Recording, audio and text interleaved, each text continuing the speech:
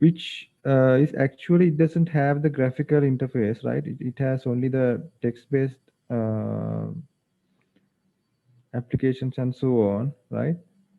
So it's a minimal kind of server environment where it uses less amount of resources because you don't have the graphical and all that. And since you don't have the graphical, then these virus attacks and things like that are also less than the graphical version, right? Okay, then you have the server manager, storage spaces, resilient file system, Samba, direct access, Hyper-V. That is, Hyper-V is like this virtual box, right? Where you can run virtual OS. Then a remote FX, right? So you can switch between core and GUI interface. New interface called the minimal interface, right? So this core interface or minimal interface, that means the text-based one, right? What you see on your left here. So it doesn't have a graphical. It has only like a command prompt there, right? So you can run commands. Basically, all are commands. What you have to run there, right? There are no graphical things there. Then you have the graphical, in which case we will have the graphical as well as the command line utilities also, right? So basically, command line means the PowerShell is there. So when any one of you know, it's there in Windows 10 also. But this PowerShell is more powerful than the command line, right? The normal command prompt. You can, like run batch scripts and so on. Advanced things can be done using PowerShell.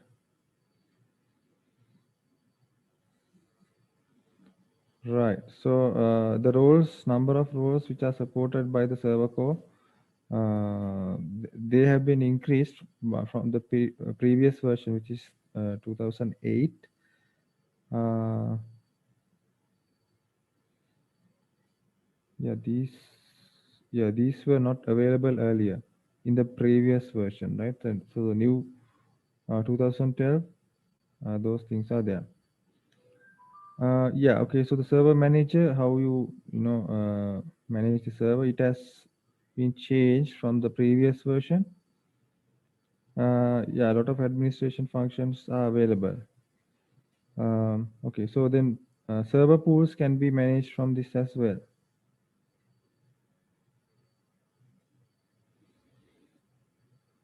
Right. So storage space also, it has changed how the server handles it rather than the from the previous version.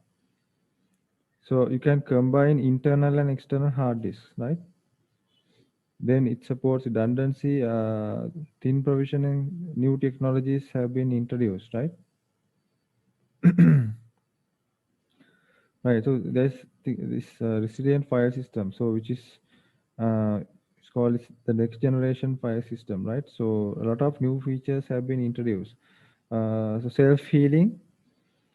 So that means if there are errors or whatever, you don't have to actually put the server offline, right? So as it is online, it will self heal. Right. So usually in Windows, if you get some errors or whatever, disk errors or file errors or corruption, whatever, you usually have to put it offline to fix, right? You have to like restart, and then those fixes are done before Windows boots up usually.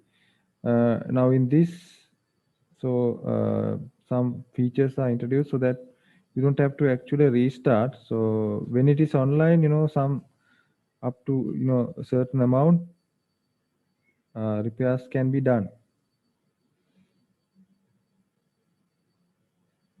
Right. So okay, so requires Windows 8 or Windows Server 2002. Yeah, so this file system is talking about the file system, right? So it's not, this was not there in Windows 7 or 7 or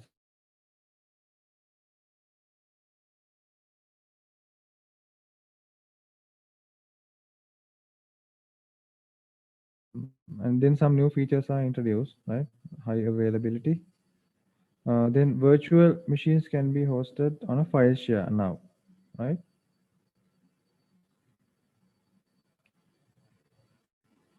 Right. So direct access is there. It does not require V6, and it's supposed to be a replacement for VPN. Right. So this Hyper-V that's used for running virtual servers.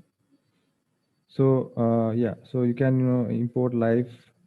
You can migrate live whatever the virtual OSs which are running in the virtual machine. You can measure the resources which are being used, and then there's replication. Replication also, if you configure, so if one server goes down, then the other can take the load, right? Right. So this was introduced in 2008, R2, remote FX. So that is like remote desktop, right? But with additional features. Right. So it does not require special 3D hardware. So that's done by the software, right? So this can manage multiple servers, including the local server. That means you open server manager, let's say in one of the servers. So that server manager can manage that server plus some other servers also in the network, right? So you can actually manage multiple servers using this server manager tool. So to how it manages the other servers is through remote Windows remote management. So actually that was there in the previous version also, but there was this server manager tool was not as advanced in 2008, right? Windows remote management was there, but you have to like manually connect, and it was not easy to do, right, using the server manager. But here some new improvements have been made so that can manage several servers in when you are in one server, right? So it is happening through a thing called Windows Remote Management, right, which should be running in the other servers. That is how it remote connects to your current server, right, for management. So these things, there are a lot of security also, right? Because when you are remotely managing the server, that means a lot of security should be there so that other people cannot hack and manage the server. So having these remote tools is good. You can easily manage remotely, but security wise it's not that good. You have to improve a lot of security. Otherwise, if someone gains access remotely, so they can directly manage the server. So this is very powerful tool. So a lot of security has to be introduced to make sure that the someone else cannot misuse. Okay, this is basically the server manager dashboard. Yeah, so you can add roles, you can add other servers, create a server group, and things like that. Right now here are the local servers. So some information are mentioned here. These are details of the current server, right? So here the standard is installed, right? Then it's a virtual one, right? Hello. So, Yes. ඔය මේ server manager කියන්නේ මොකක් හරි application නැද්ද ඒක? ඒ කියන්නේ server එකට නෙමෙයි දාන්නේ. This is actually in the operating system 2012. I will later show you remote. I will show you this interface, right, in the server. when you log into Windows Server 2012, this is a tool actually, right? It's application. So it will open in the Windows Server when you log in by default, right? This is how you manage this local server, or here you can see you can manage remote servers also, right? Through this interface, same one. So some basic features are or things are listed here, like Windows Server. It's been put to public, right? So public, that means the network, right? So let's say you are in the server, you want to be able to, you need to open it to public, right? That means you put a public IP address. So then you have to actually, there are three profiles in the firewall actually, right? For the public, private, and the other one is domain. There are three profiles in the firewall. So each profile has some different kind of security, right? That is according to, if let's say your server is only connected to a private network, a LAN inside local network, right? Then actually you don't have to have a lot of security, right? You can reduce a certain amount of security, because if it is local, then external people cannot access, right? So you can open some ports and things like that for easy management. But if you are having the server as a public one with a public IP address, then that is very dangerous. You have to put maximum security, whatever, especially in the firewall, right? You have the rules, policies, everything. You have to tighten it up, right? Otherwise, someone can hack into the server. So there are different kinds of actually three profiles. Windows firewall, I think you should have in your Windows version. I'm not sure about the home version, but I think it should be there. So if you go to advanced firewall configuration, okay, I think I can show you. So you can go to command prompt, and you can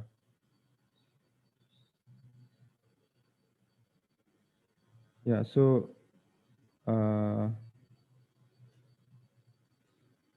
yeah. So if you get this screen, firewall configuration, then you can go to this advanced settings, right? Here, yeah, here also you can see you have private networks, then guest or public networks. So since my laptop is not part of a domain, the domain profile is not here. But if the computer is added to a domain, then that domain profile will also be there, right? So private networks, you can reduce some kind of security, right? You don't have to like have a lot of security. But this guest or public networks, then you definitely have to increase the security, so that people cannot attack.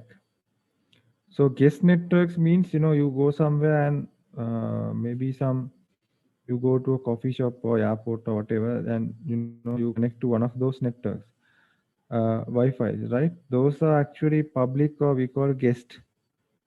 So we don't know what kind of security there is, or if someone is uh, those are public places, right? So there can be any kinds of people there, right? So maybe some hacker is in the airport or coffee shop, and connected to the Wi-Fi and trying to hack whatever or devices which are connected. So you should be very careful when you are connecting to public networks, right? So usually if you are connecting to one of those networks, you have to select the profile as public. Don't select as private, right? If you select private for one of those networks, then your security will be less in your computer, and someone can easily hack your computer, right? So I think you have seen when you, I don't know, maybe connect to a new Wi-Fi network, or when you use a dongle to connect, the first time it will ask whether it's a private or public, right? Usually, I think it's selected as public. So unless it is your local network, you have to select public, right? The internet also should be selected as public, like the Wi-Fi, of course. Let's say, so it's your home Wi-Fi, right? So it's a local network, so you can select that as private. But let's say you're connecting to dongle or Wi-Fi hotspot, right? So usually you should select public for those kinds of things, right? Okay, so here just go to advanced settings. Okay, let me show you that screen. Okay, so here you can actually see all the three profiles, right? The domain profile, private profile, and the public profile. So it says private profile is currently active. So when I connect my Wi-Fi to my Wi-Fi router, right, I selected private network, right? So that is why this firewall automatically activates with the private profile. So if you are connecting to some public network or Wi-Fi or dongle or whatever, you have to select public, right? So there are some different kinds of security in these available. Public has the most security. So private has actually the least kind of security, right? Because it's a local network, so you don't actually need a lot of security in your local network, right? Because it's a network which is near you, right? You know what the computers are connected and so on. And the domain profile. So these are for domain computers. So it has uh, some kind of security which is in between this private and public, right?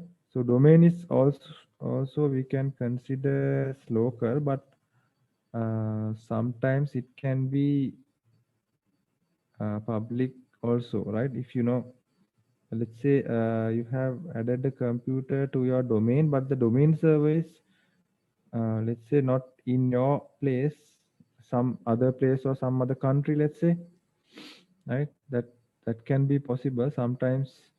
uh, your domain might be a central server which is located in one country, and then people from other countries also maybe log in to that same server, right? So in that case we have to have a lot of security because you are connecting through the internet. If you are having your domain locally, then no issue, right? So according to whatever that requirement, this will change, right? So this is basically here you can if you go through, so you can see that these are all rules, right? Firewall rules given to each, these are services which are running in your computer, right? So some of them are automatically running when you start up, some of them manually run. So yeah, so these are the inbound rules, right? So each one you can go and actually you can double click and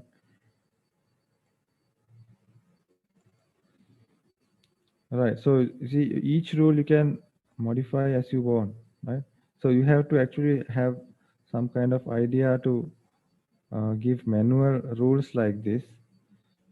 So here you can see now this, we can give the rule to allow the connection, or we can block the connection, right? We can give the rule to block the connection also.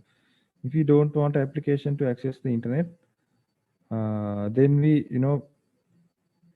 give the application whatever here, then we select block, right? Or we can allow the connection if it is secure. So and if you want to disable the rule temporarily, we can remove this checkbox enable, right? So now it is currently this rule is enabled, right?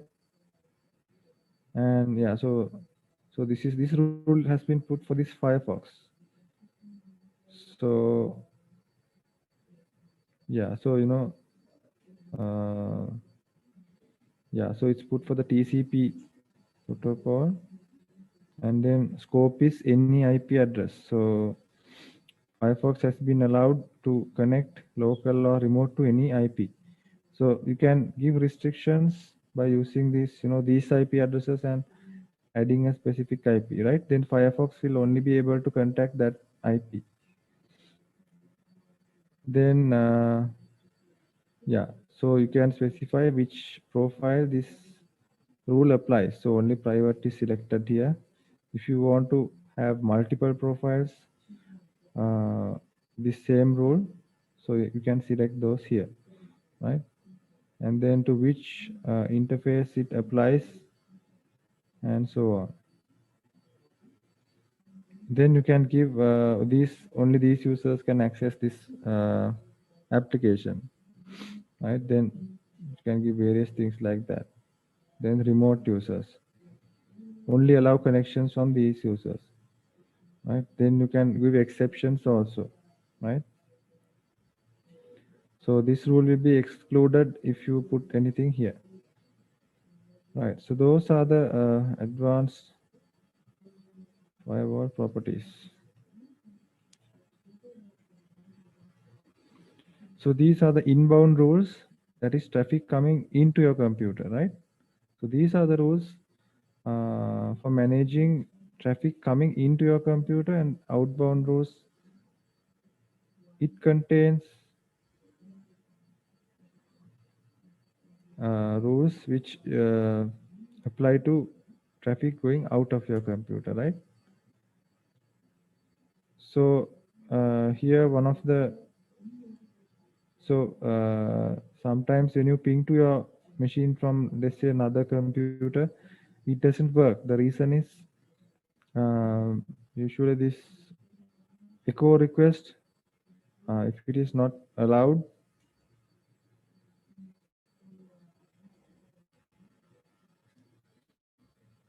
right? Let me show you.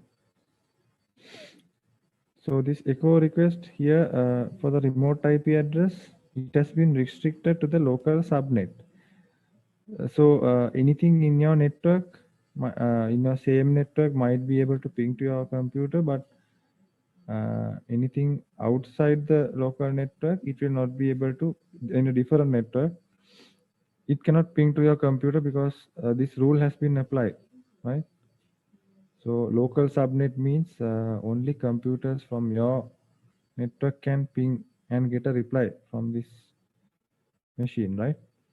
So here, if you put any IP address, then actually it will open it to all the other networks also, right? So if you ping from another IP range, then you get a reply.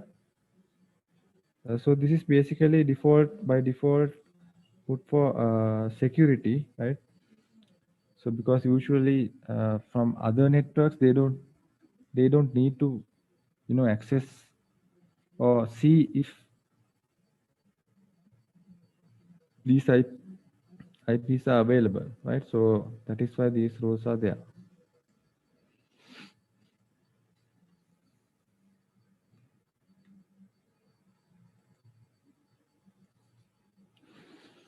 Right.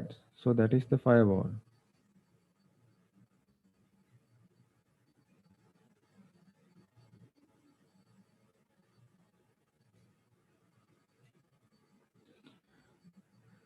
So here the server manager, it has all these things. Yeah, and events also, it's showing. This is the event viewer which I showed you earlier, right? All the events it shows in this server manager at the bottom, right? Right. Then file storage. So there's this last one, right? So it shows whatever the disks which are there, right? So if you have removed some disks, it will be shown as offline here, which has been added earlier, right? So if you add some disks and then later remove, it will be shown as offline here. Now this disk is shown as online, and then what are the volumes or drives available. So here only C drive is available in this hard disk, right? So here you can manage the disks in your servers, in your local server or remote servers. Yeah, so these are additional properties. Yeah, if you can have NAS drives and file storage. You can store files in NAS drives also, right? Then it will be like a network drive, right? So NAS is a network attached storage, which is a different kind of device, right? Which has one or multiple hard disks. They can store data, and you can access those data from the network from anywhere, right? In the network. Yeah. So the device manager. Then you have a thing called this PowerShell, which is powerful than command prompt. So yeah, you can do scripting, command line shell, and a lot of commands you can run, right? So automation platform developed by Microsoft for simplifying and automating the management of. Right. So using this, you can automate by running certain batch files or scripts, right? Yeah. So primary is a text-based shell. It uses the .NET framework, right, for managing the Windows environments. Right. So a comparison. So PowerShell deeply integrates with the Windows OS. It gives interactive command line interface and scripting language. So if you take the command prompt, it's just a default command line interface. It's a simple 32-bit application, right, that can interact and talk with any Windows 32 objects in the operating system. Right. So the command prompt is a simple application, right, which can talk with any 32-bit objects in Windows. Here, PowerShell, so it integrates with the operating system, right? Now here, command prompt, it talks with the other applications or objects, right? So PowerShell is deeply integrated. That means you can run advanced commands and so on, right? Additional to the command prompt. So PowerShell uses commandlets. So it can be uh, maybe runtime or automation scripts. So command prompt does not have that kind of feature. Right. So PowerShell considers them as objects. So output can be passed as input to other command. Right. This pipeline method, which we did in Linux, pass the output of one command to another command, that it can be done in PowerShell. Right. So in command prompt, you can't do that. Right. So yeah, it's basically PowerShell is advanced, containing a lot of features. Command prompt is a very basic one, right? Yeah. In Windows 10 also you have this. Just type PowerShell in run, or just press the Windows key and type PowerShell, and you should be able to open it. It opens like the same as the command prompt, but it has more advanced commands than the command prompt, right?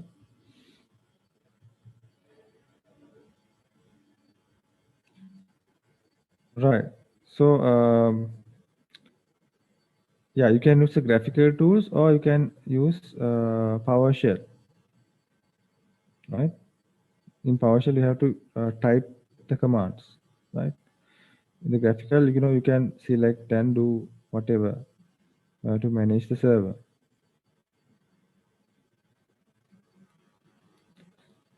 Okay, so note that if you remove graphical tools, you will also remove server graphical share.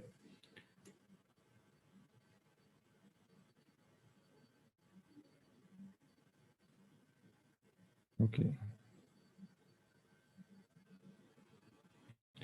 So you can actually, after installing the Windows Server, you can remove the graphical version fully by using a PowerShell command, right? And then go to the minimal kind of server environment, which is text-based only, right? Which does not have any graphical interface. So this is the command you have to type to do that.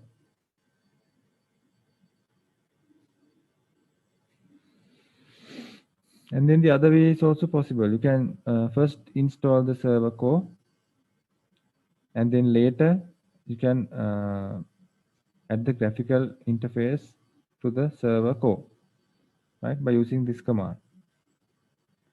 So yeah, it's like the same as the uninstall command, right? Only the install, uninstall, those are changing, right? The rest of the command is the same, right?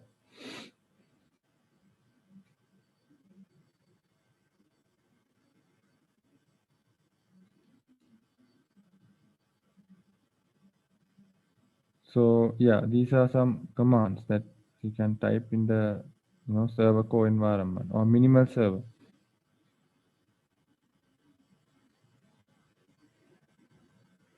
Right. So you know about DHCP server, right? So this in the server Windows server also you can have this DHCP server role. If you have this role, then the server can issue or give IP addresses automatically to devices which are connecting to the network, right? So to maybe to client computers also, and then other computers which are connecting to the same network, your server will actually give the IP address, right? So if for some reason your server goes down or something, server gets stuck or whatever, those devices will not get IPs, right? And they won't be able to connect to the internet or network, right? So this is like, yeah. So having a DHCP, that disadvantage is there. That's called single point of failure, right? Where the server or this DHCP can be implemented in your router also, right? So if for some reason your router or server gets stuck, so this DHCP functionality will not be there, and devices will not be able to connect to the network. So all devices will not be able to connect to the network, right?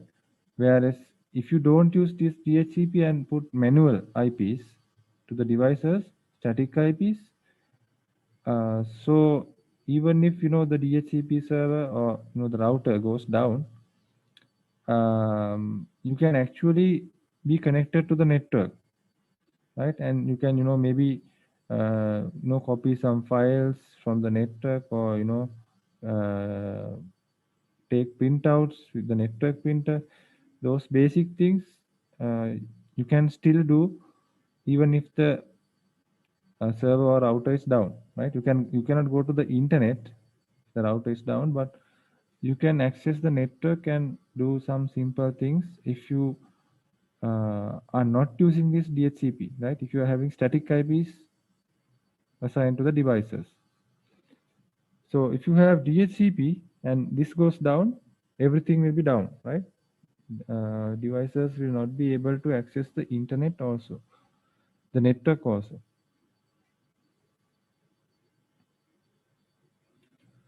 Right. So how this DHCP works is,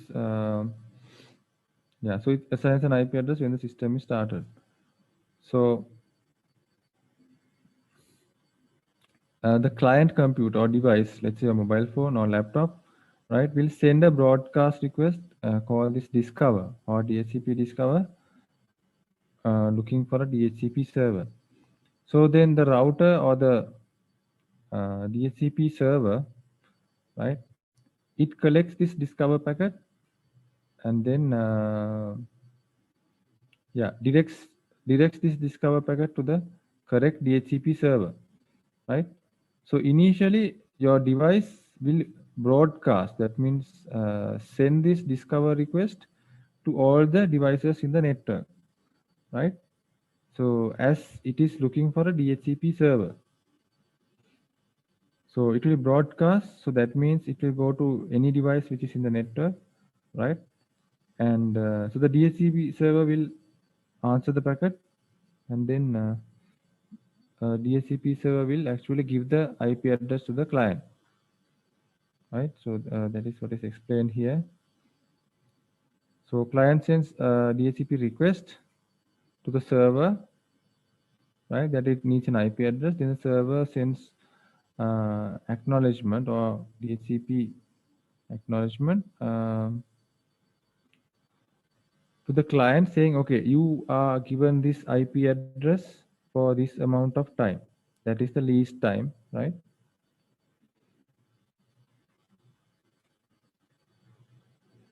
Right. So that is basically how DHCP works. So there is a least time for your IP addresses, right? It is set in the DHCP server. Like, let's say, if we put the least time for maybe 24 hours, so you will have your IP. You can use your IP for that amount of time, for 24 hours, right? After that time, when the lease expires, you cannot use the IP anymore. Then you have to get a new lease from the DHCP server, right? So sometimes when the lease expires, you might get the same IP, or you might get a different IP, right? So you don't usually put the lease time as a small amount, right? So because we don't need to change the IPs frequently, right? But let's say we have a limited number of IPs available in the network, right? And maybe there are a lot of devices which will be connecting frequently, right? So if one person, let's say, only connects at one time, so it's like this. So you have the DHCP server, then you have some clients.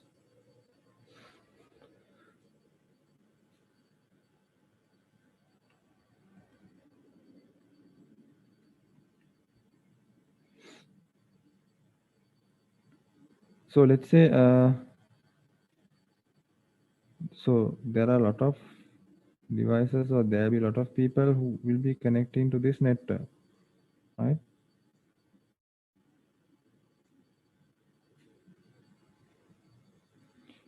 Let's say, for example, here we have only 5 IP addresses available to give, right? So that means only 5 people can be connected at the same time, right? So we decrease the least time. We put a small amount for the least time. Let's say, so let's say we allow like 4 hours or something for one person.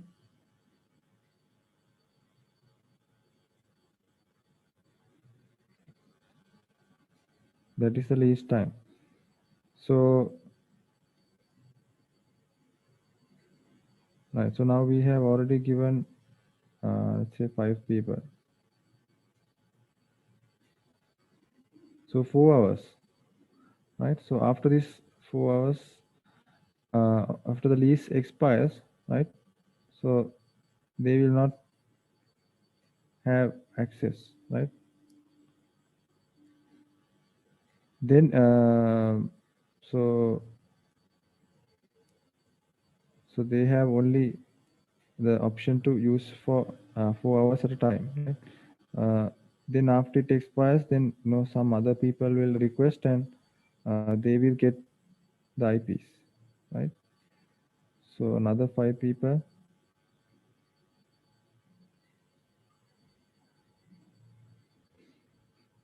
will get the IPs for another 4 hours, right? And then so it goes on. So if you have a limited number of IPs available, right, then a lot of users are there, than the number of IPs, then you can actually reduce this least time so that uh, all users can have a chance to connect to the network, right? What I drew here is a simple example. Let's say there are maybe hundreds or thousands users and limited number of IPs, right? So that can happen.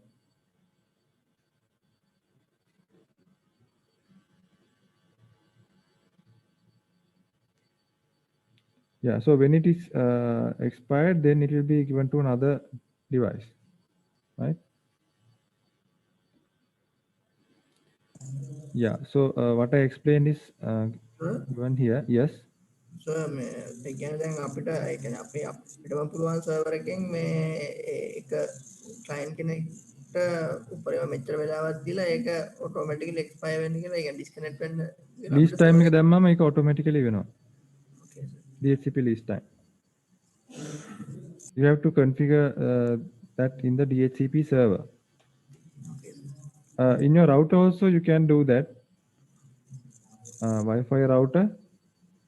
The DHCP, if you check the settings, the least time is okay. I'm not sure if it is there in every router, but usually that setting should be there.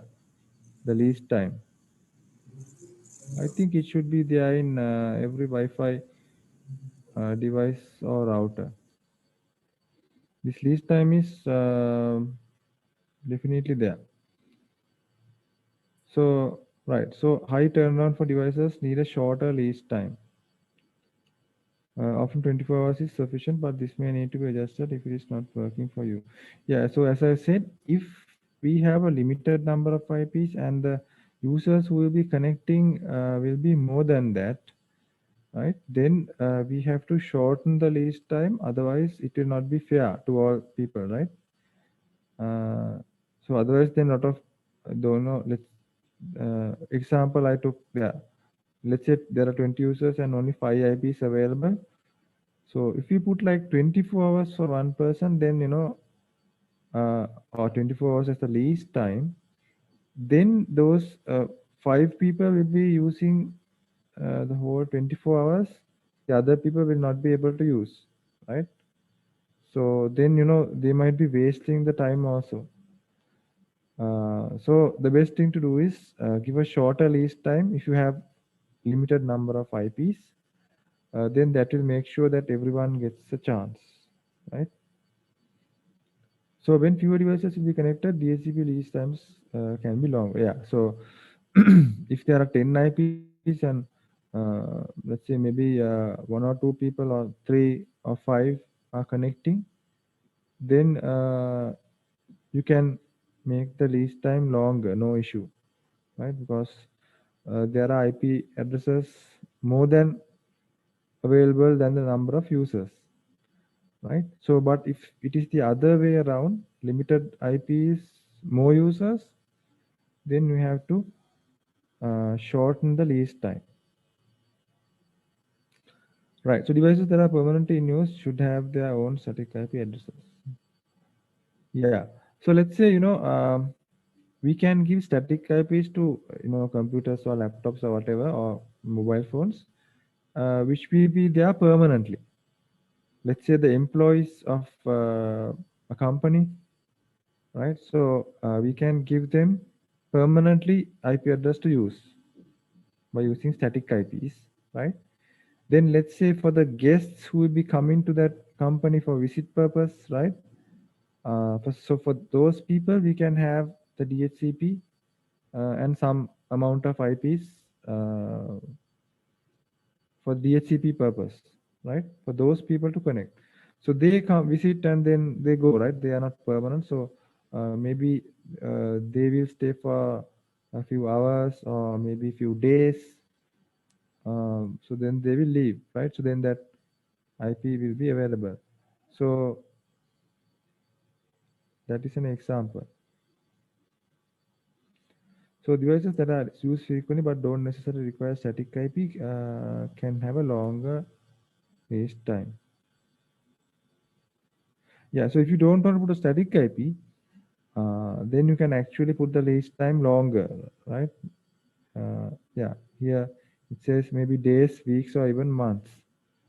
So we can increase the lease time so that those people will have the same IP for a long time. Yeah, so it says never set the lease time so low that it can lead to interruptions and frustration. So if you put a small amount for the lease time, then when it expires, the client will disconnect from the network, right? So that is not good, right? So when people are working, they get interruptions, uh, then that will not make things very effective. So yeah, so you have to configure the lease time according to the your current network requirements, right? And the number of users and so on.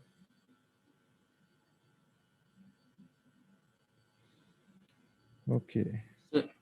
Yes. අර PowerShell එකෙන් කරන්නේ අපි අර GUI එකෙන් කරන අර command line එකේ වැඩම GUI නෑ GUI කී වැඩම කරන්න පුළුවන් PowerShell එකෙන්. Scripting, automation, scripting and automation. අර Windows server එක GUI එකත් එක්ක install කරලා මේ ඊට පස්සේ කරන්නේ ඒකෙන් මේ GUI එක අයින් කරන එක සාමාන්‍ය. GUI අයින් කරන්නේ නෑ. ඒක අවශ්‍ය නම් අයින් කරන්න පුළුවන්. GUI එකෙන් කරනකොට you have to manually do the steps and all that, right? There's no automation, like for example, create new users. So you have to manually using the graphical, you have to manually create one by one the users. It doesn't have facility to get a list of users and then create, right? Or automation features are not there in the GUI, then you have to use the PowerShell commands. Like for example, let's say you have to create 1,000 users at one time. So those kind of things, features are limited in the graphical, right? Automation features. So for those, you have to use scripts or PowerShell. So using the PowerShell, you can actually get a list, have a list, and create a lot of users at the same time with some configuration as well. It's like yeah, it's like this software. Some softwares, if you take Windows Office, right? So if you have installed Windows Office software, so when you double click the setup, then you have to click next, and select whatever the configuration, right? Do you need Word, Excel? So you can select what you want to install. So in the graphical, you have to manually do that, right? When you install the Office software.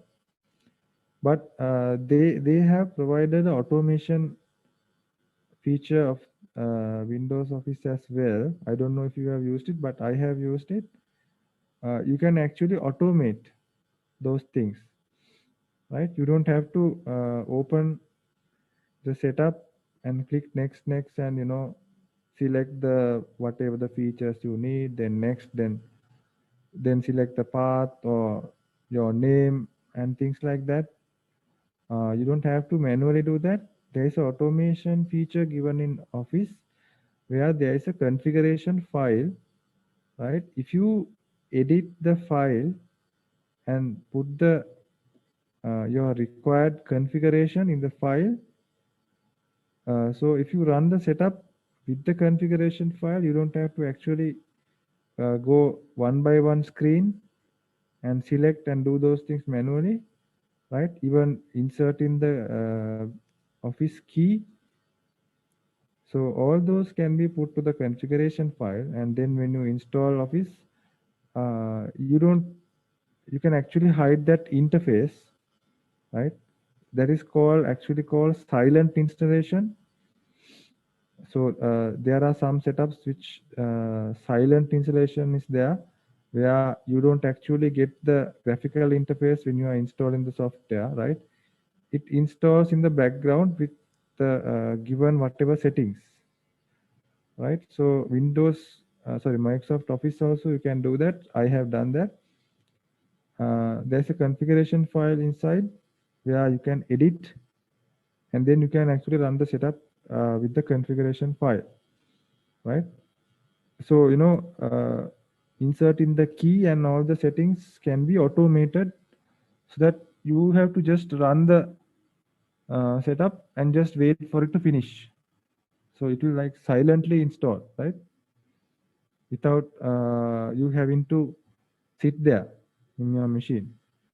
So actually in Windows also that automation feature is there. I have used that as well.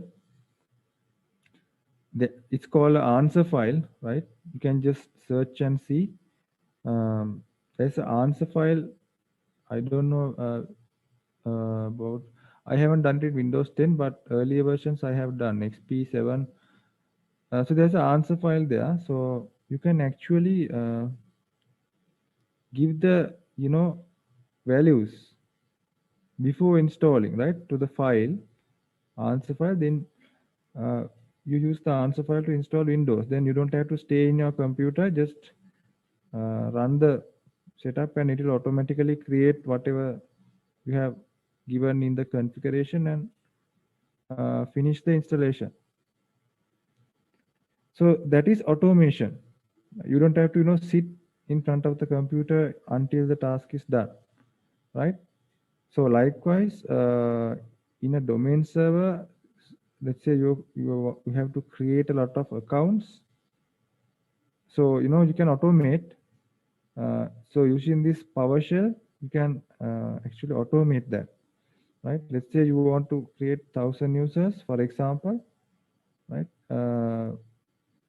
You can give the values as well. The name, first name, last name, those values which we give when we manually create a user, you can automate. Even in Linux, you can do that. So, so I'm also using those kind of automation features in Linux because usually, I have to create like 1,000 users for the students, right? So new students come, the new batch comes to the university, I have to create accounts. So, so that is automation, right? So in the graphical, you don't normally get those automation features. You have to manually do one by one, right? So let's say you want to change some values to a let's say 50 or 100 users, right? Maybe change the password, or um maybe change their network drive or something, right? So if you do one by one, then it will take a long time. If the number of you have to do it for a lot of users, right? So you can use these automation techniques to do it very easily. So right now let's go to some more Windows Server features.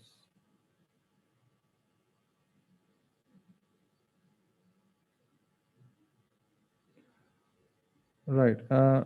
Your names, when you put to the chat, I told you use the format. It should be your index number first, then the dash, then your name, right?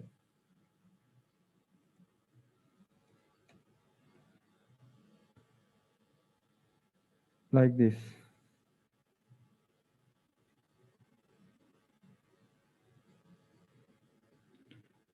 So you should remember to do this every day. Yeah, who is this 24? You have not properly typed your index number, right? You have typed B124. It should be B1/24, right?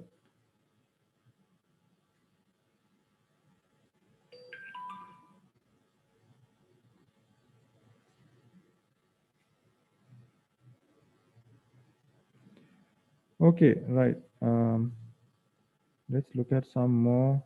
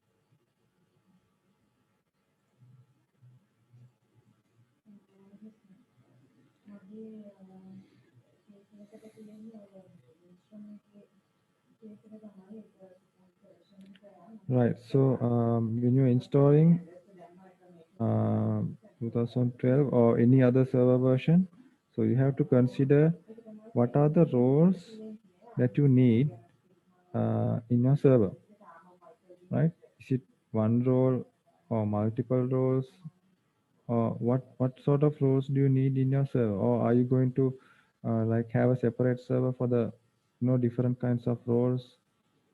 So you have to decide that.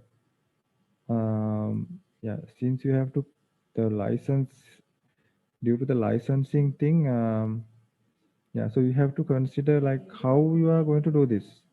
What will be cost effective, right? Is it having separate servers, and then you have to purchase separate license, right? If you are having multiple rows in one server, then so you only need to purchase one license. Then if you are having several servers, you have to install Windows Server, right? So then you have to pay for those additional license. So it depends, right? Having all in one server, if the server is a good one with proper hardware, right? So RAM, processing power, then hard disk. So if it's a good server, then you can have multiple roles, no issue. There should be slowness in the server, right? Performance wise, but yeah, so having multiple roles means your server might get slow, right? For example, if you're having the file server in the same one, so that will take some resources. If a lot of people are using this file share, so then the other services might get issues as well, performance issues, right? So maybe you want to put the file server as separate in that case. So you have to decide like that, or are you going for the virtual environment where you have one physical server and you get the best hardware, RAM, processing power, whatever, and then hard disk also, right?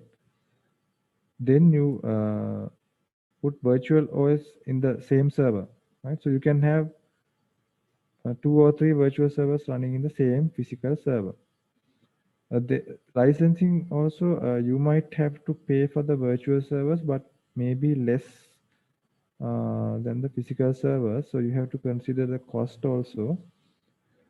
But usually, people are going for the virtual servers now because buying a separate server, cost is a lot high, right?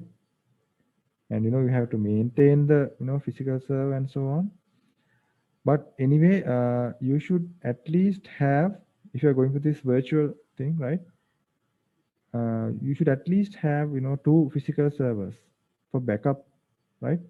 In case the server fails for some reason, hardware fails, right, and the server is not working, you will actually lose all the virtual servers which are inside if that happens, right? So as a backup, even if you are using virtual servers, you should have at least two physical servers.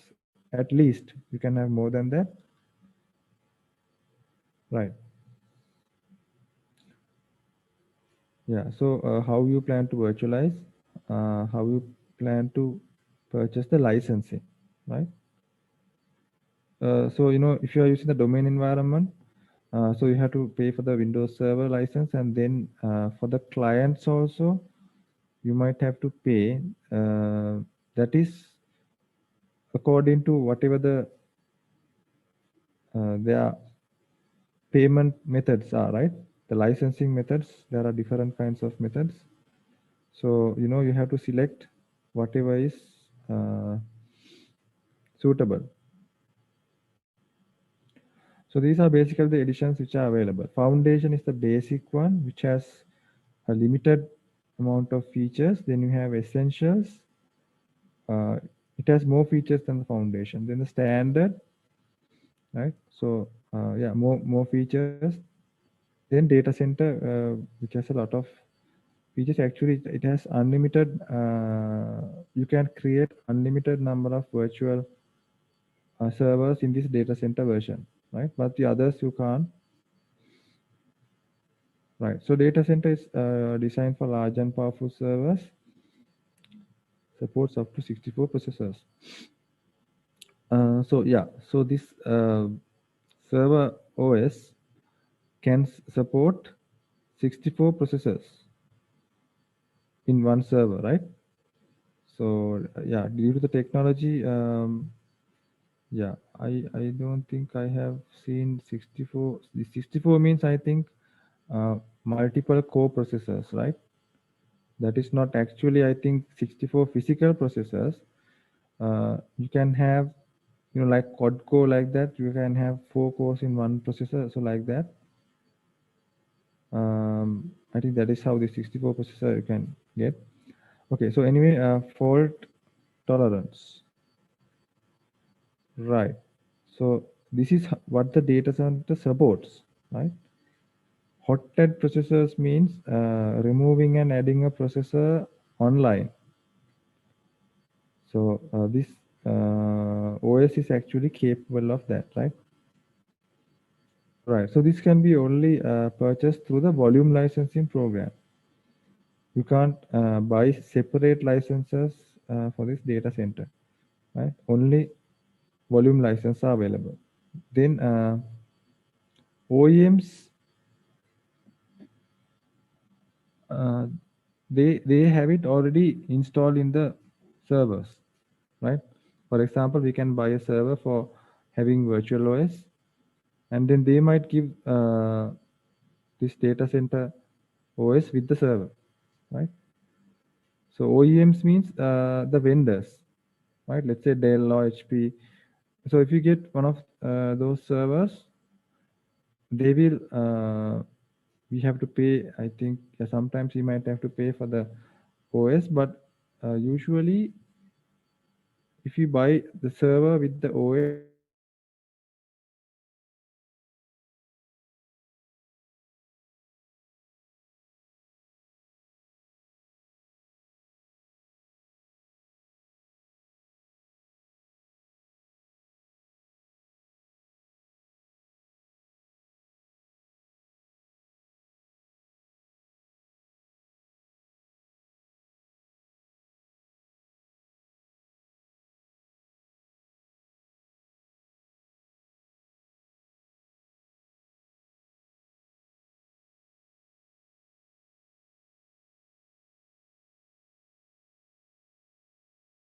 features of Windows, all the features of 2010, but there is a difference of the virtual machine instances, right? It's limited. So data center version, there is no limitation for the virtual OS. You can install any amount of virtual OS in the server. Here you can't install unlimited, but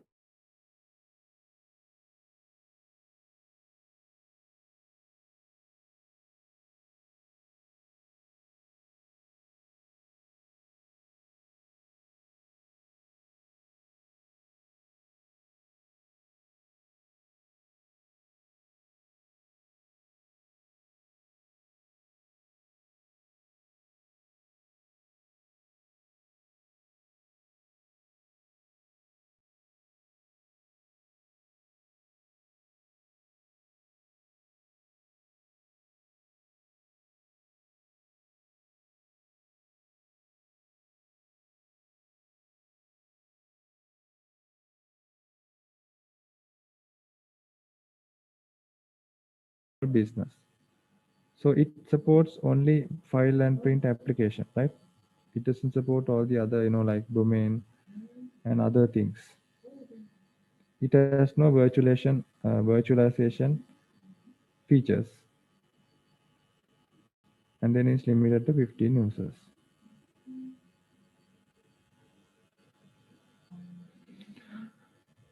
Right. So these are the server roles which are supported: directory services, infrastructure services, and application services. So here directory services, that is for storage purpose, right? So organize, supply information about network. Then infrastructure is provide service for network clients. Then application is provide communication, operating, programming interfaces for specific application. So these are the directory service roles: Active Directory certification, Active Directory domain services. So this ADDS is the one which we need to install the domain server and then Active Directory, right? So these other things are actually additional features of the Active Directory.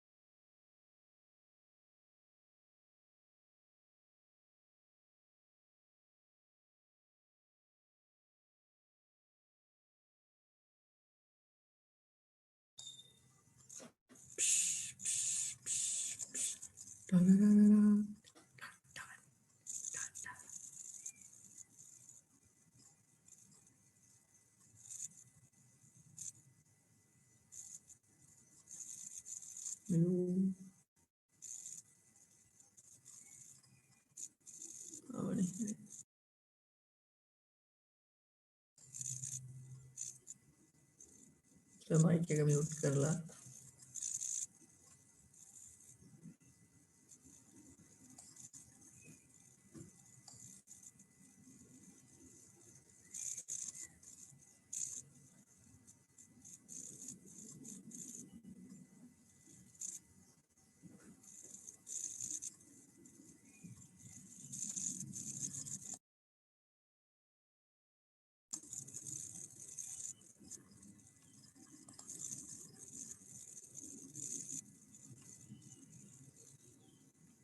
Sir mic එක mute කරලා තියෙනවා.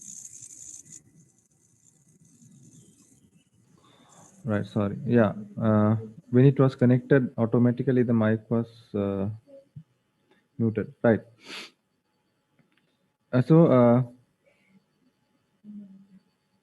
Okay. So application services, these are the ones which are available. Applications, as you can see, web server, IIS, if you have heard, in Windows, the web server version available is IIS, or Internet Information Services, right? Then in Linux, you have, Apache, right? And LAMP, that is in Linux.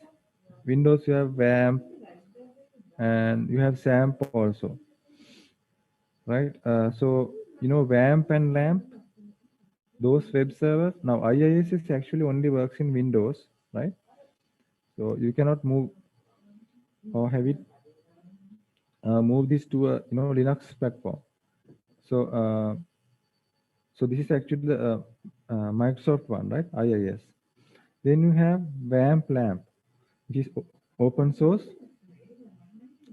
So those are free, but now WAMP you can use in Windows, but cannot use in Linux. And LAMP is only for Linux, and you cannot use in Windows, right?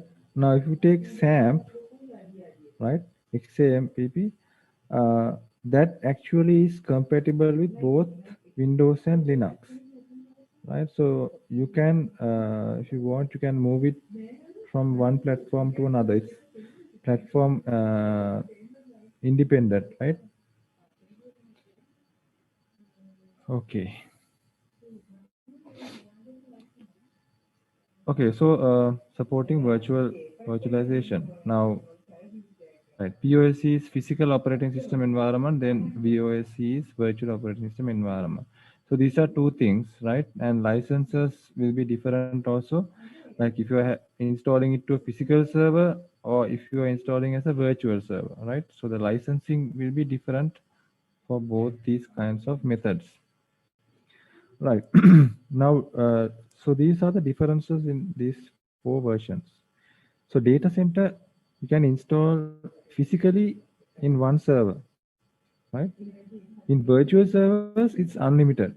You can install this data center in an unlimited number of virtual servers, right? There is no limitation.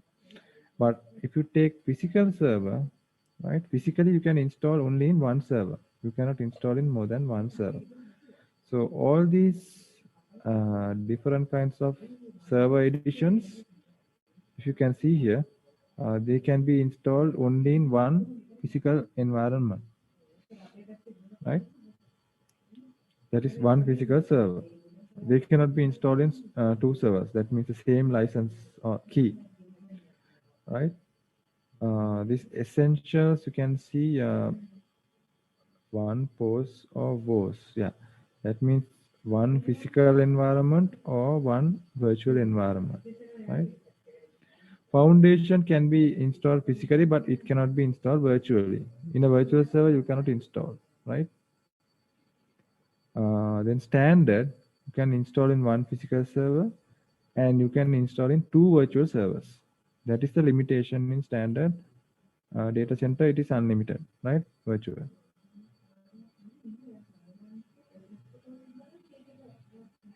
Yeah, this is how the license is purchased.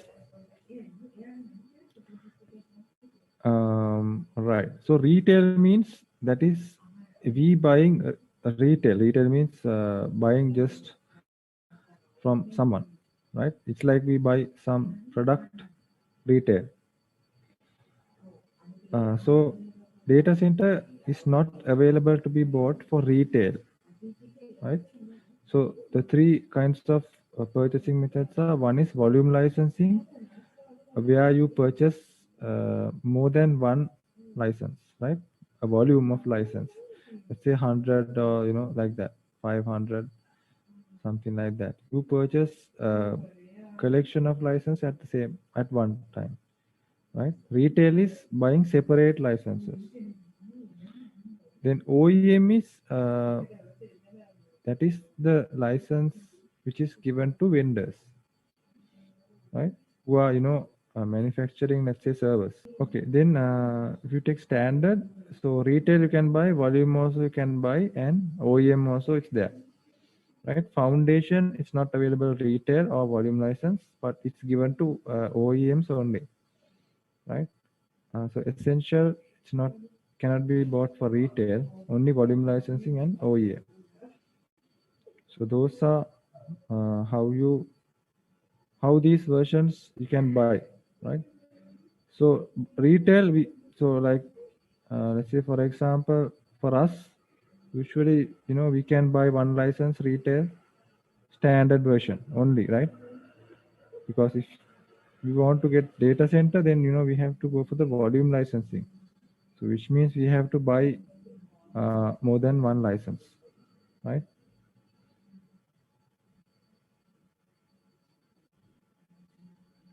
Right, just some requirements. Yeah, so these are the minimum requirements which they have given, right? But yeah, it will be quite slow if we install in this kind of environment, right? So 1.4 gigahertz, then 512 RAM, it will be quite slow, right? 2012. Because I know even 2003 and 8 also, it's very difficult to work in this kind of environment. The RAM It's definitely not enough. 2003 you can use in 512 RAM, but 2008 you can, but it will be bit slow. So I think 2012 will be a lot slower than that, right? But these are the minimum requirements which is needed to install this operating system, right? Yeah. So as I said, yeah, this R2 is actually a revision 2. That is an updated version of the 2012 OS. Updated means, bugs and everything is patched in this R2 version, right? So it's a um, that is what you should usually use, the R2 version.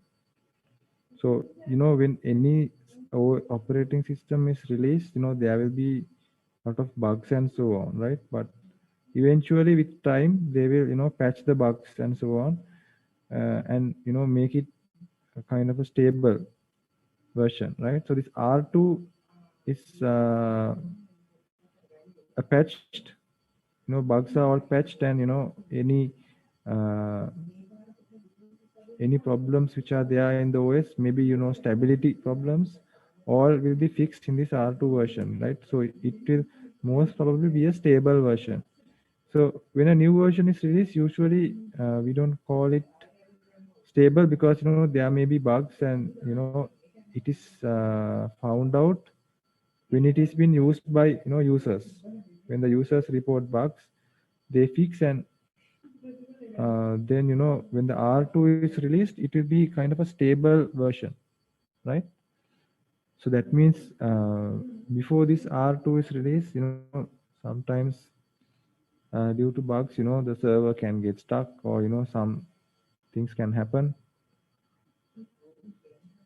So you should always try to install the R2 version, right?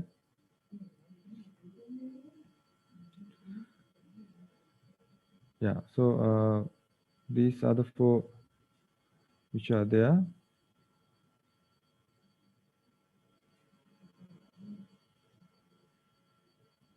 Yeah. So actually we went through all this. Okay maximum යූසර්ස්ලා ගණක් කියන්නේ මේ server එක දාලා ඒ server එකේ services ගන්න යූසර්ස්ලා ගන්නද?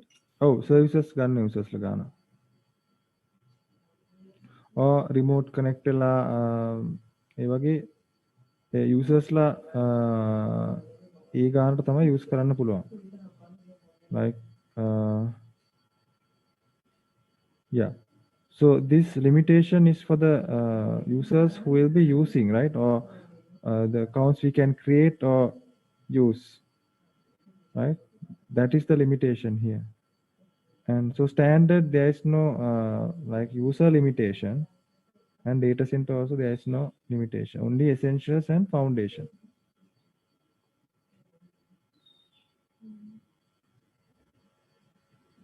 So these are the maximum hardware these can support.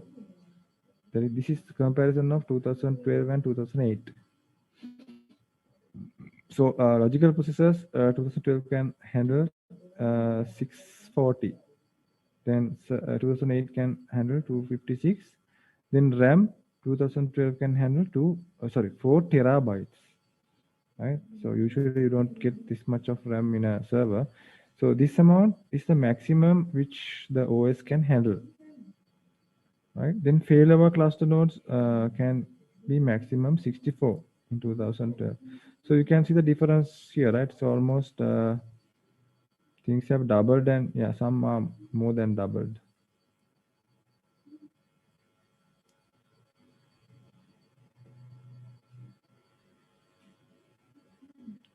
Yeah, so there's a thing called this clean installation. If you have heard about this, so clean installation means install from scratch, right? That is, this does not mean, okay, let's say you have Windows 2008 already installed, right? Then you are upgrading to 2012. So upgrading from one OS means it is not a clean installation, right? You are just upgrading the previous one with the new one, right? So upgrading is different from clean installation. So the process also is different, right? Now 2000, let's say 2008 you had, and you are upgrading it to 2012. So you don't actually format the drive. You just run the 2012 setup and upgrade the OS, right? So then the new OS will be overwritten. Sorry, the old one will be overwritten with the new one, right? And the setup will run inside actually the old one. For example, if you have 2008 installed and you are upgrading to 2012, then the setup will actually run inside 2008, right? And then so it will run the setup, and it will upgrade the OS. Now these two methods are different, and sometimes when you upgrade there might be issues or bugs, because the two versions are different, um, and sometimes when you upgrade there might be problems, right, or bugs. But if you do a clean installation, that means install from the beginning. That means you don't have anything there, or you format the drive when you install newly, right? So that is the recommended or best method to do rather than upgrading, right? Because sometimes when you're upgrading, some components might not upgrade properly, or there might be some issues, right? Because you're running it in an old system, and yeah, so that is how it is, right? So so let's say in even Windows, rather than upgrading Windows, let's say you are having Windows 7 and you are running the Windows 10 setup to upgrade it, right? So that setup will be run inside Windows 7, and yeah, it will be overwritten with Windows 10, right? So when you are upgrading, there might be problems. So it's the recommended method for without any issues is the clean installation. But so you have to, if you are doing this, you have to maybe back up your data or whatever, and then format and install, right? Otherwise, if you're upgrading, you don't have to back up anything. But anyway, they say that it's good to have a backup, in case if things don't work or fail, right? So they instruct you to have a backup before upgrading also, right? Because if something happens when upgrading, and if you cannot boot into Windows, you can't get hold of your files. But you don't actually you won't need lose your files, right, unless something bad happens, right? When you're upgrading, all the files will be there, but just the operating system will be overwritten, right? All your documents or whatever, those will be there. So the best method is to install from the beginning without anything, right, or format and install. So it creates the most stable environment. Yeah, because when you're installing something new, it's the version or whatever, it's the new one, right? So when you're upgrading, sometimes some things can go wrong when you're upgrading.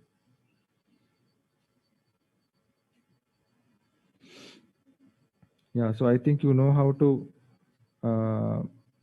okay, has any one of you format your hard drive and installed from the beginning the Windows OS? Have any one of you done that?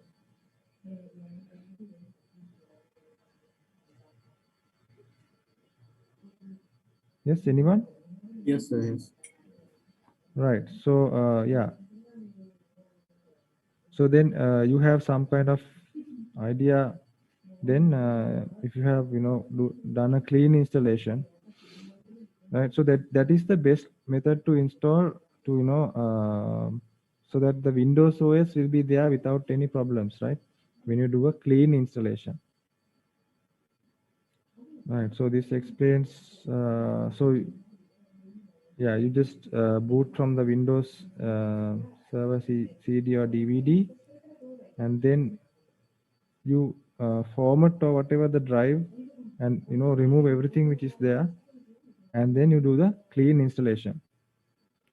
You don't have to format everything, just the Windows partition you can format. And right, sometimes when these Windows versions are upgraded, there are some additional partitions which are created when you install, right? So those might change when the version changes, right? There's a system partition which is automatically created, right?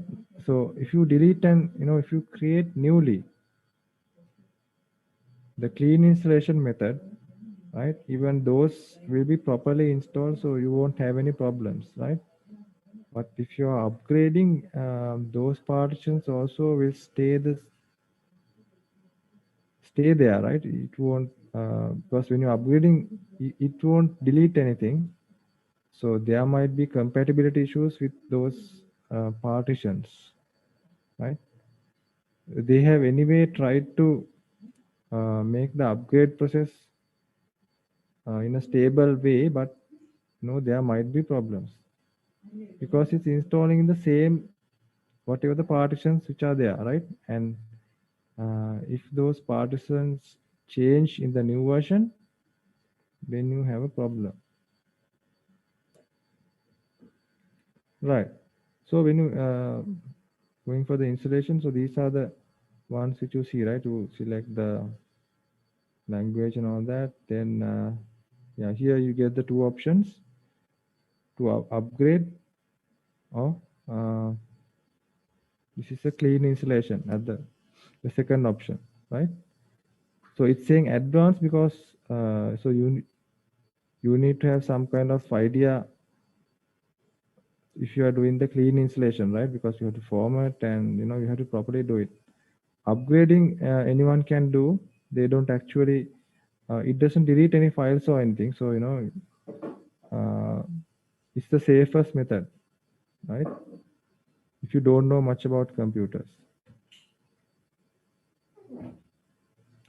right? Here is where yeah. So even so, I always do a clean installation. I remove all the partitions or Windows partitions which are there, and then I manually create and actually do those things. So yeah, so this is a disk. Actually, as you can see, there are no partitions, right? So you have to at least create one partition to install. So with this new, you can create a partition and then install to the drive, right? Then you give a password for the administrator.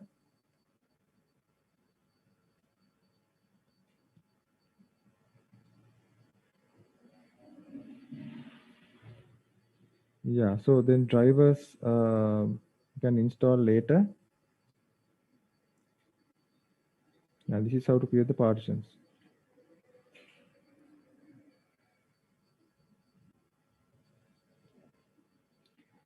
Okay, so there are this server core. If you are installing only the server core, which means it doesn't have the graphical.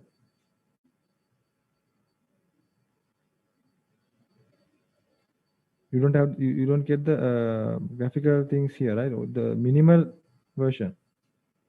So which you can type commands, right? So this is how you get the server core. It has a kind of a graphical thing, but you only get this command prompt, right? You don't get the graphical interfaces like server manager and so on, right? So all you can do is type commands. So what are the advantages? This uses less amount of resources, right? Because graphics is not there. And then displays, because it's text based, it only uses a small amount of disk space to install the basic things, right? then reduce patch frequency, reduce attack surface. So virus attacks and all that will become less because the graphical is not there. You don't have to update, so also you don't have to frequently update, right? Right. So actually, when you install, so this server core is the default option, right? So if you want to install the graphical one, you have to specifically select the graphical one to install, right? Otherwise, what will be installed is the server core. So later, if you want, you can install the graphical by using the commands, PowerShell commands, right? Right. So GUI tools can be added and removed using PowerShell commands. Right. The new server manager, it contains a lot of new tools.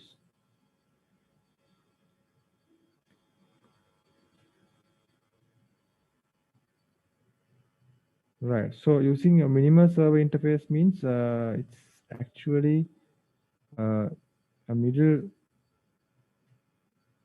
kind of ground between server core and full graphical installation, right? So it has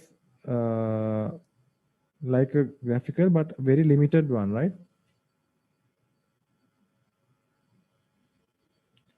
So these tools will be available for the administrator.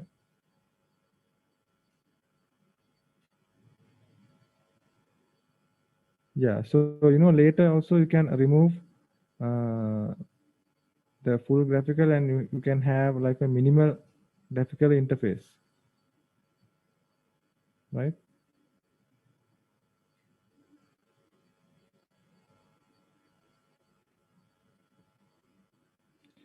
Yeah, so you can remove features which you don't want or use, and then later when you need, you can install. You can do that, right?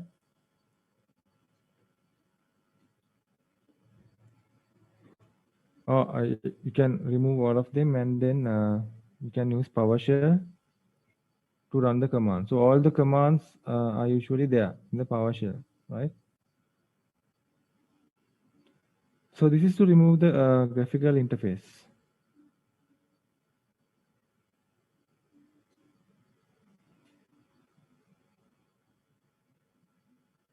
Right. So if you enable this um, graphical feature if you want to enable it, then the system will automatically download from Windows Update and install, right?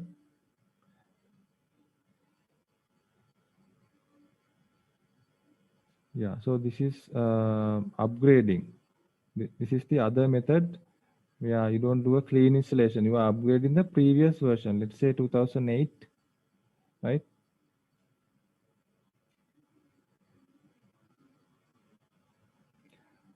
Usually, I think you have to have at least 2008 to upgrade. I don't think you can upgrade this from 2003, right? Because 2003 version is quite old and this might not be compatible with that, right? So then you might have to, if you are upgrading from 2003, then either you have to upgrade to 2008, then again to 2012, or you can format the thing and install this as a clean installation. Usually when you are upgrading versions from a very old version, you cannot update a very new version, right? They are usually not compatible.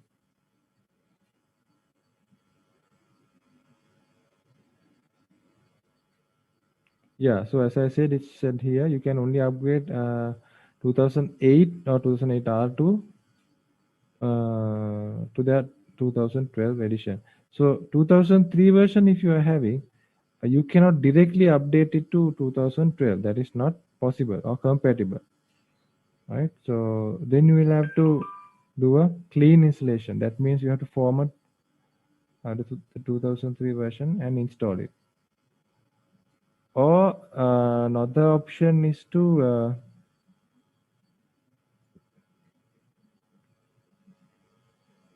Yeah, install this 2012 in a new server, and then you can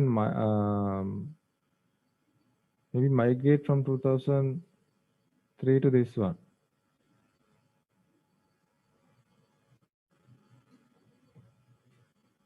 Right. So if you are doing the upgrade from 2008, you have to check hardware, then you have to check the disk space.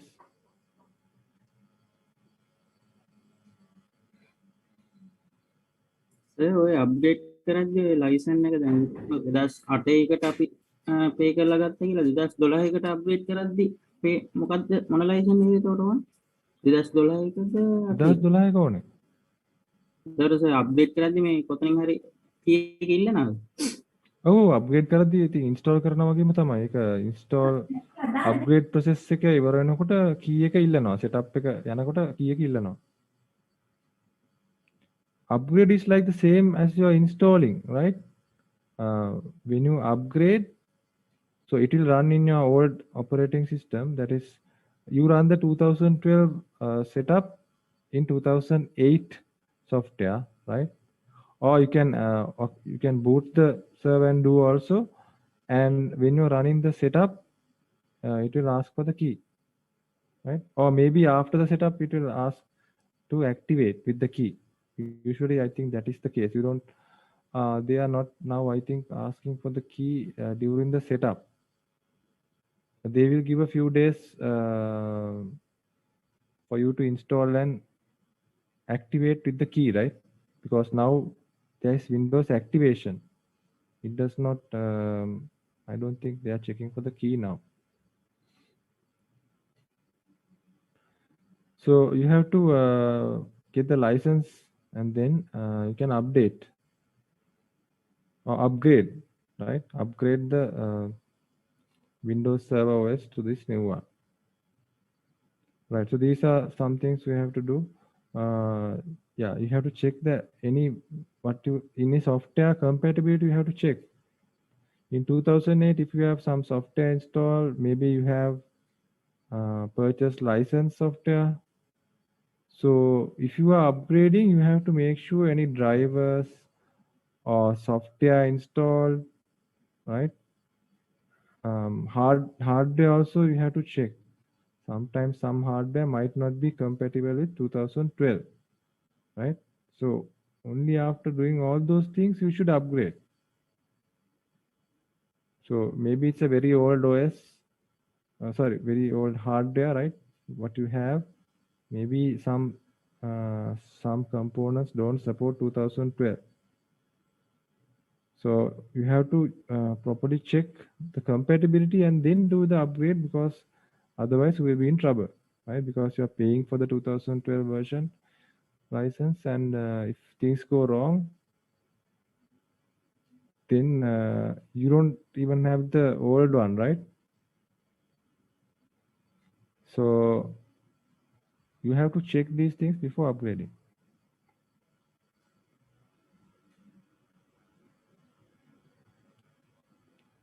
Okay, we will have a break and then come back in 15 minutes. Okay, so the server 2012 is booting up. Right, so yeah. So I have to press Control or Delete. The reason they have put Control, there's a reason why they have put this Control or Delete in this Windows, right? That is for security. When you press Control or Delete before you enter username and password, so that will always make sure that what you type will always go to Windows, right? And not some other, if there's a virus attack or something, the username and password cannot be taken by some other application. That is why they have actually put that Control or Delete before logging in. Right. Yeah, the resolution is a bit, but you can see it, right? Yeah, so actually this server manager automatically opens when I log into the server. So yeah, it's also currently, it's still not booted up, right? It's still running. Okay, now it's okay.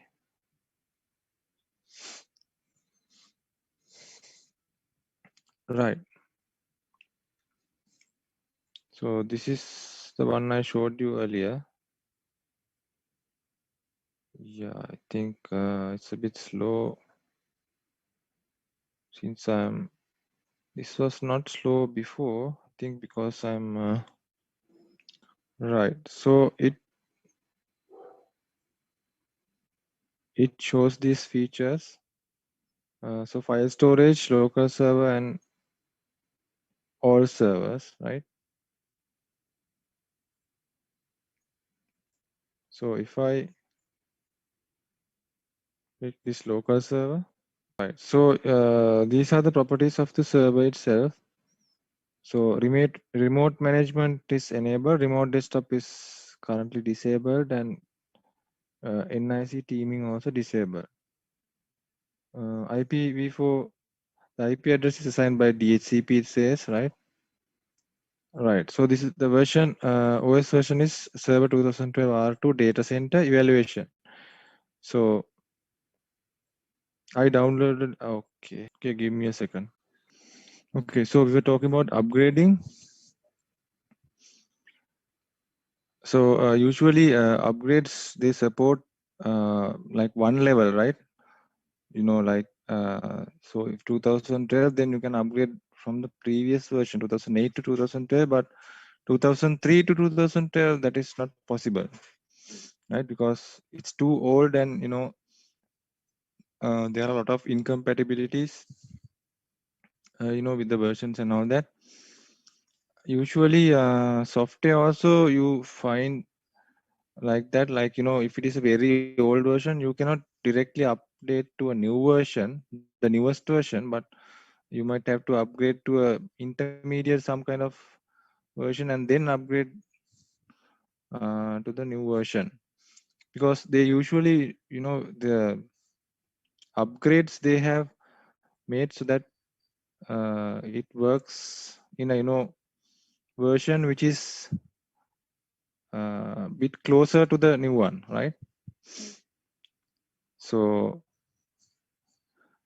this you have to you can upgrade only from 2008, right? From 2003, if you cannot upgrade, then you will have to do a new installation, right? Because upgrade into 2008 and then upgrade into 2012, that is also bit difficult. And so two version upgrades means, you know, there can be problems also.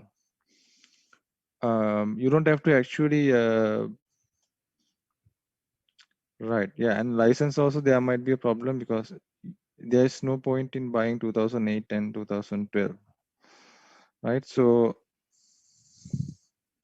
and you have to check, like when you upgrade, you have to check everything, right? You have to check what the applications, are they compatible with 2012, and, you know, whatever your client machines, are they supporting this 2012, right? Now if they are very old ones, let's say XP or 7, you know, now when you are upgrading only the server and you are not upgrading the clients, right, you have to check whether those are compatible.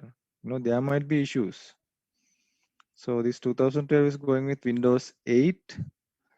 So Windows 8 is okay, but 7, there might be problems. So 2008 is okay with Windows 7.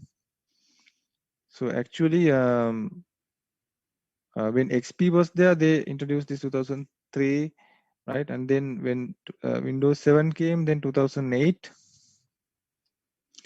Then when Windows 8 came, then it was 2012, right?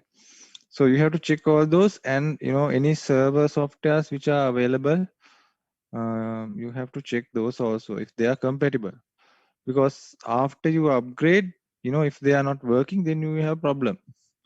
You have to first you know, fix all those issues before doing the upgrade. For example, let's say you have some software which license you have purchased, right? Especially if it is licensed, then, you know, it will be an issue, right? So, you know, maybe you need to upgrade those applications, and then maybe you can upgrade the server OS, right? Then it will work. So we have to look into all those things, right? Yeah, so before the upgrade, actually if you run the setup program, it will check all the softwares and all that and give you a report like this. So if you have upgraded, even now this is server, even Windows, the normal versions, let's say you are upgrading from XP to 7 or 7 to 8 or 8 to 10, right? When you run the upgrade setup, right, first it will do, what it will do is it will check the compatibility issues. Let's say drivers, are they compatible, or hardware devices, are they compatible? So it will check for all those things. Actually it will, and it will give you a report like this. So it might not be able to check for everything, right? But most of the things it will check, like softwares and all that. It will check, and so it will give you a report, right? Then based on that report, you can decide what you are going to do.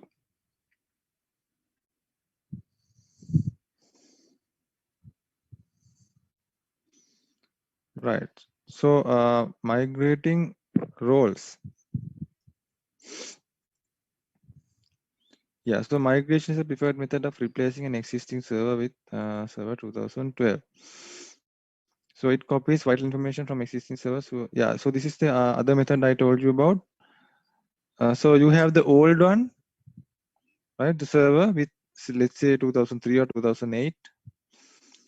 Then you install this 2012 in a new server. That means physically or virtually, right? And then you can do a migration from the old one to the new one, right? So any settings or whatever, you can copy those things to the new server,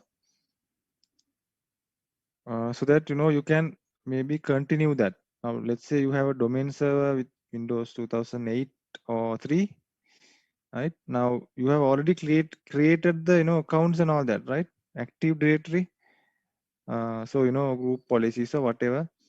So if you can't upgrade, then you have to go to this option, because you even if you do a clean installation, you can't do create all the accounts and all those things from the beginning, right? That is not possible, because usernames, passwords, those are already there, right? People are using them. So you cannot, if you are going to create them, all those accounts uh, again, right, from the beginning, then the passwords and all those things, so we cannot create the same passwords which are there now, right? So if we create new accounts, I mean the same accounts in the new server, right? So we have to put our own password, and then so we will have to tell all the users to change their passwords, and so a lot of things. So if you want to get the same setup which is in the old server to the new one, so this migration option is there. So you can copy the necessary information from the old one to the new one. But the thing is, here you will have to have a new server, right? Or if you're putting a virtual server, then that should be okay. Otherwise, we'll have to have a new server, buy a new server, right? So I think that will be the easiest. Let's say if you're upgrading from 2003, right? You cannot do the upgrade method. So then what you will have to do is get a new server, then install this 2012, and then migrate from 2003 to 2012. Right. So the upgrade restrictions do not apply to migrations. So migration, that will basically not the operating system, right? The other things which are there, maybe domain server, file server, or those, all those settings can be taken to the new one. So those possibilities are given, right? Upgrade can be done only from 2008 to 2012, but migration, even older ones, you can migrate the the critical ones which are there. For example, if it is a domain server, then you have to get all those usernames and passwords, everything which is in the Active Directory to the new one, right? You cannot to create from the beginning again. It's then you will have to do a lot of work, and the users will have to again log in and change their passwords, and everything, whatever was there, then files or whatever, it won't be there in the server. So this is the option. So you can migrate between version, platform, physical and virtual.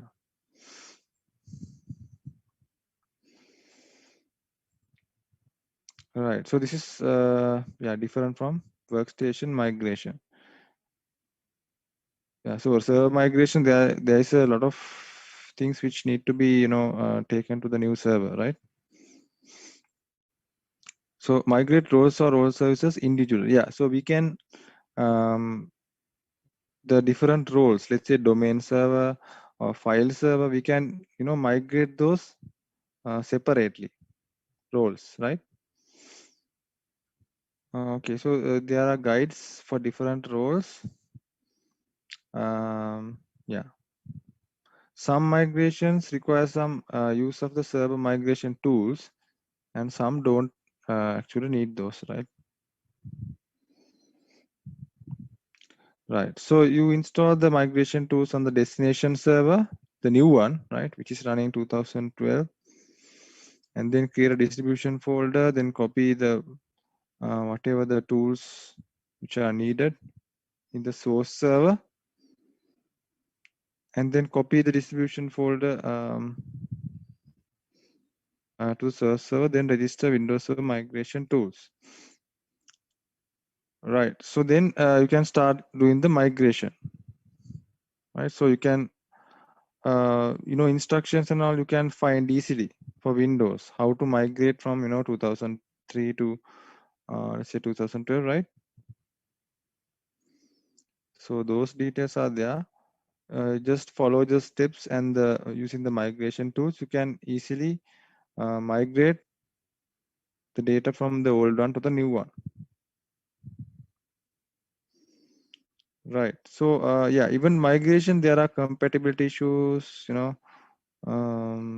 and before migration, there might be some things you need to do, and then how the migration procedure is happening, right? The steps, proper steps, then what to do after the migration.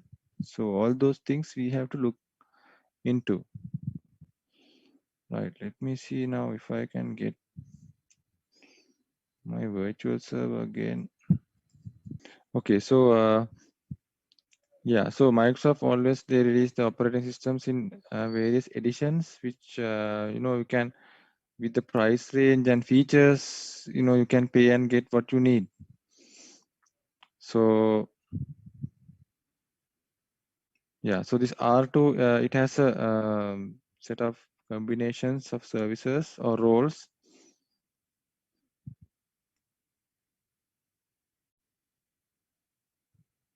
Right. So the simple way to install this 2012 is using a clean installation, right? Just it's like installing it on a new server with nothing. So, or you can remove the partitions which are there in your current hardware server or whatever. Then you can do a clean installation, right? So that is the best method. Yeah. So usually we don't have like servers which do multiple roles. We have servers which are dedicated to one kind of role. Let's say if it is a domain server, then it's a domain server only, not a file server, right?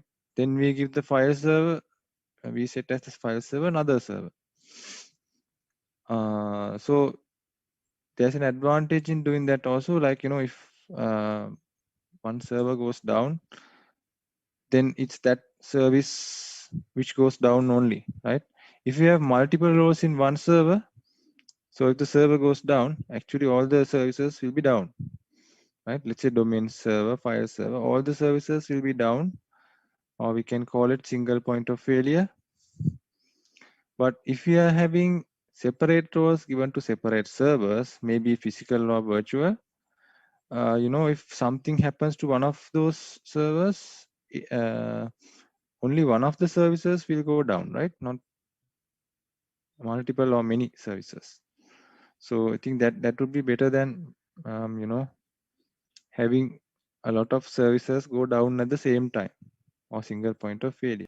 Yeah, so it's saying when a server is performing one kind of role, does it really make sense to have other processes running in the server?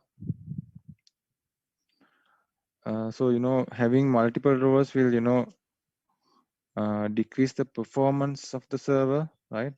And then again, if it goes down, multiple services will go down, which also will become a problem, right? So usually, separate dedicated servers are used for each kind of role, right? Right. So if you select Windows Server Core installation, then you get a limited kind of operating system with, right? So you can mainly do using the text mode, right? Using commands.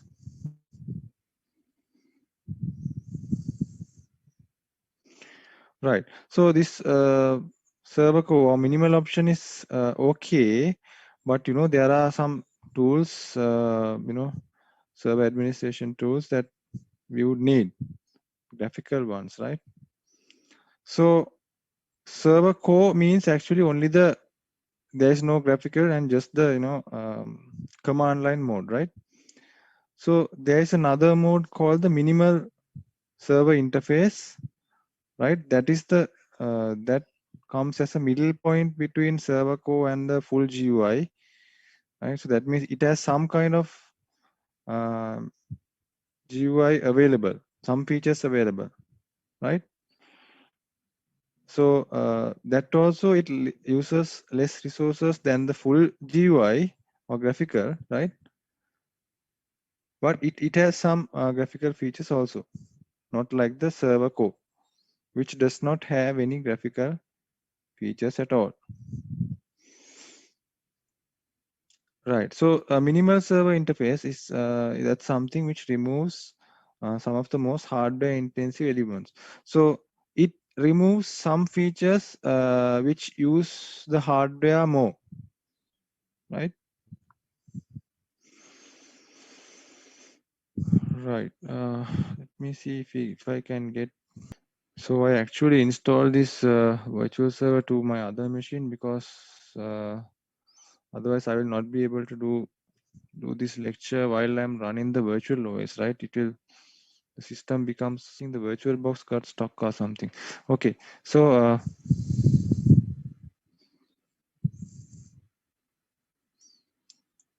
right. So the in-place upgrade is the most complicated form of installation.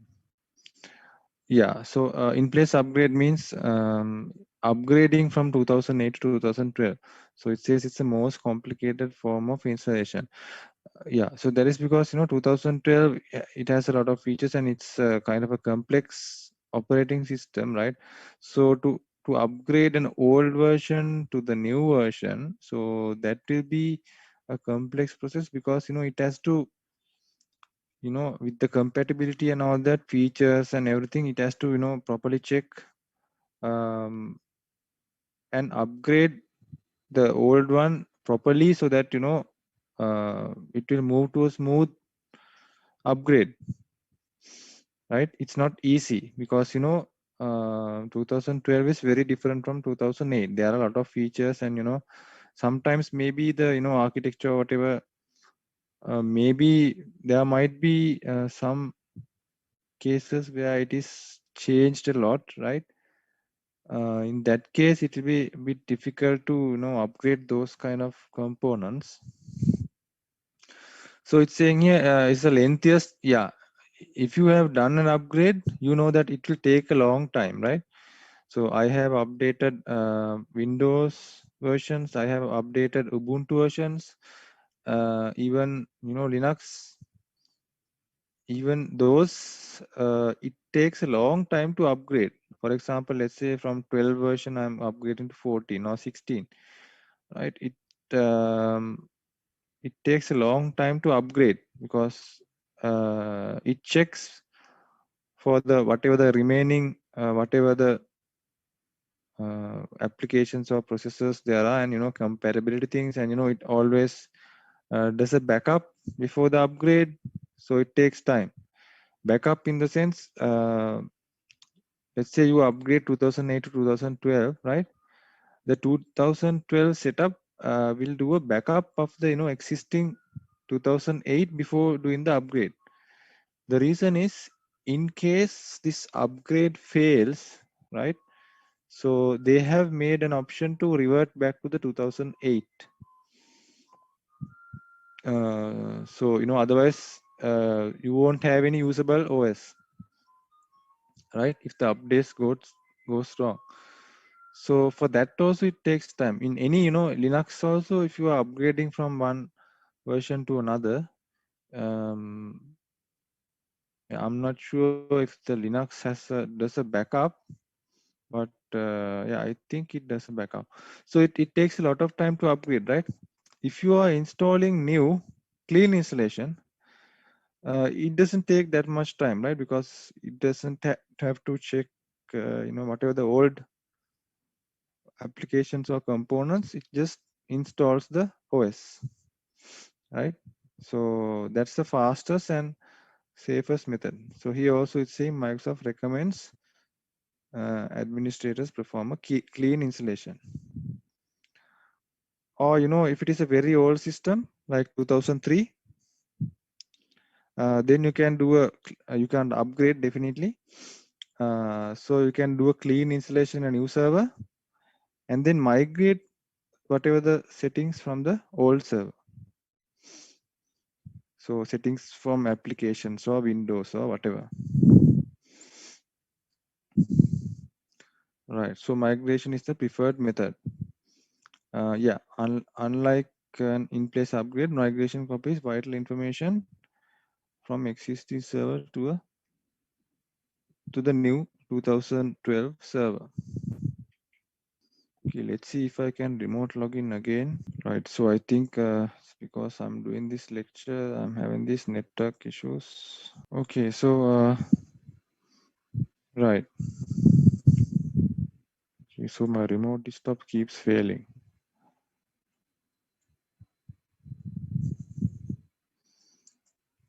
Right, so yeah. So that is about basically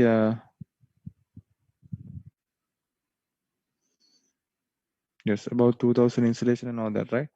So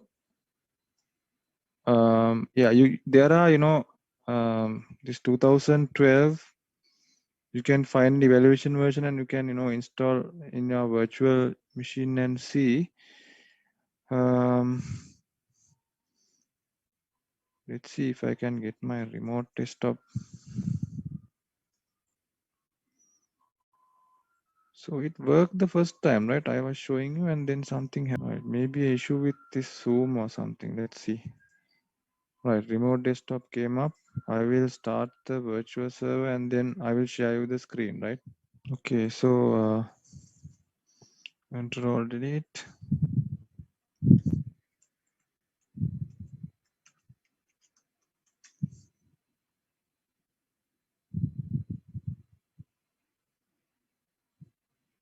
So you see, this is a free version. It says valid 179 days. So I haven't. This is evaluation version. So actually, I don't have a license. So you can. So they give this for like 180 days. So that is for just to try and see, right, before buying. So you can maybe get one of these versions and then just test and see.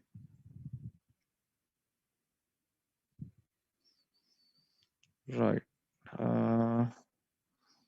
Okay. I think.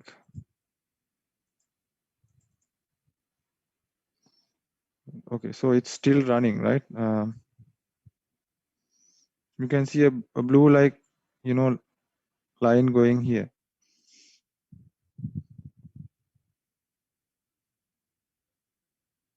Right, because it I think checks some information when you open the application. Right. Now it has booted. So let's see. So this shows the information about this server, my server, local server. Right. So it's a data center evaluation version. Then it will show this information also. So last install updates. So I have never installed updates, so it will show never, right? So this is just a summary, of this server. So right. So Windows update not configured. So when you see this, you have to configure and update your Windows server, right? So these things are there so that you can directly see and you can configure those values. Just by looking at this summary, you know that okay, these I have to do. Then these I don't have to do, like that.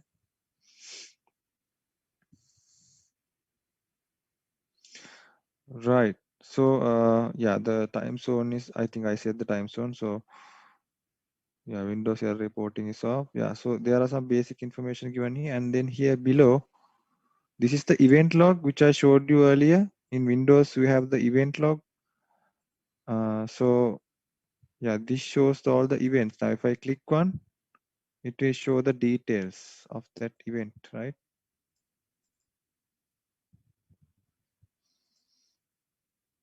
And then it shows the services which are running. So these are all in the control panel also, right? This is in computer management, you get this services, event viewer, everything. Then you have this best practices analyzer, performance, then roles. So actually the file server role is currently there.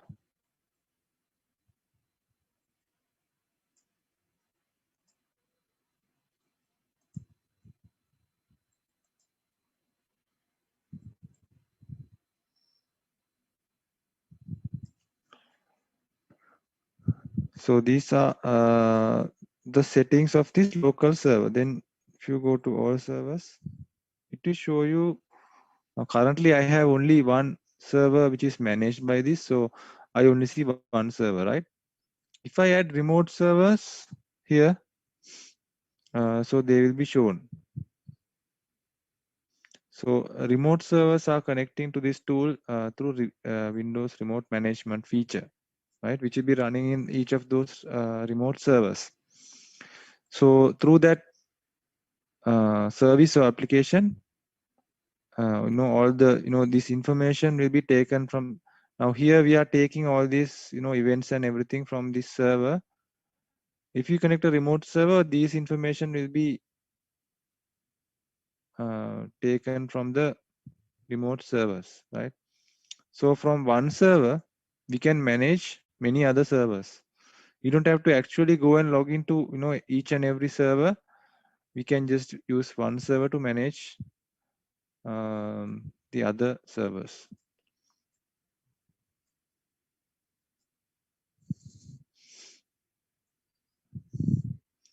Right, then we have file and storage.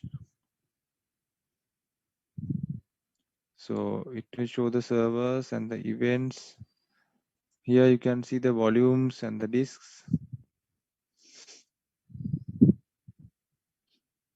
So this is the currently the hard disk, right?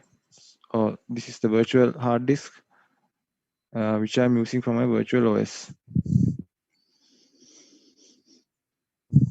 So yeah, so this storage, it can be local or this server, or it can be remote, maybe NAS or some storage drive somewhere, right? If you have a central storage somewhere, and then the central storage, maybe a link is connect here, so that you can use it to store files or whatever in that storage server, right?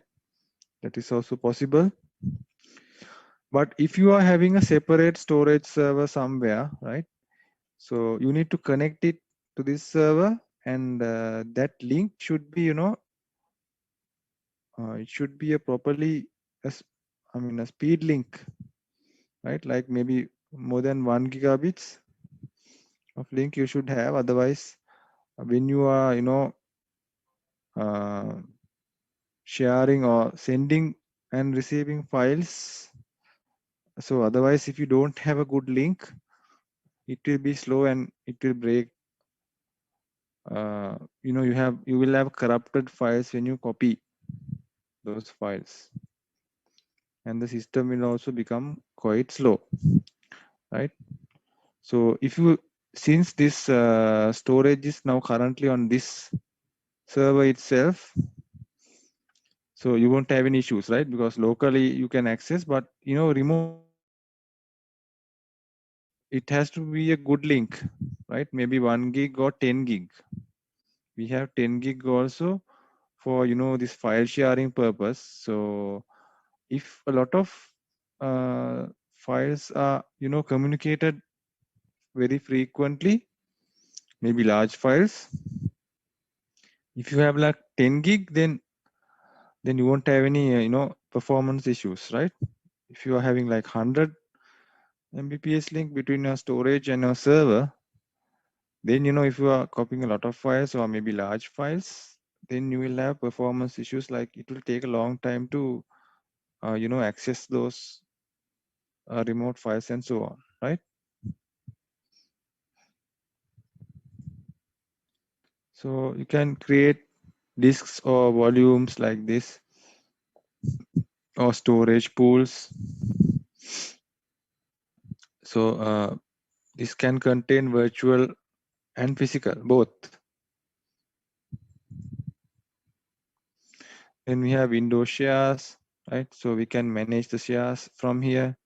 If you have shared folders here or in another server or in a shared storage, you can manage from here. Right. So I will just show you how to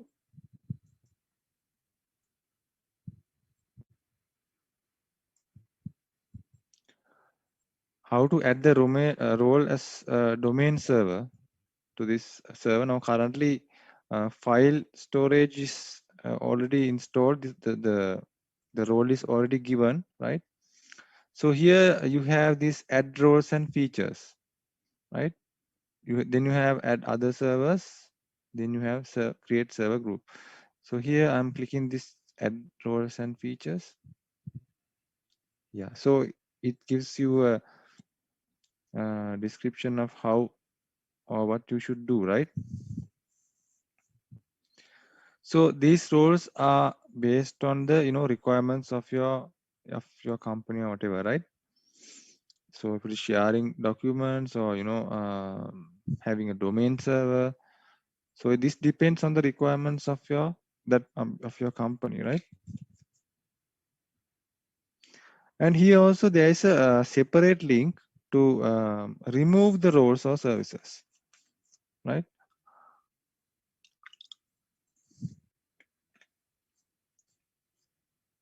Let's say maybe this is a domain server, and now you want to remove the domain service from this server. Then you can use this to remove the role from the server.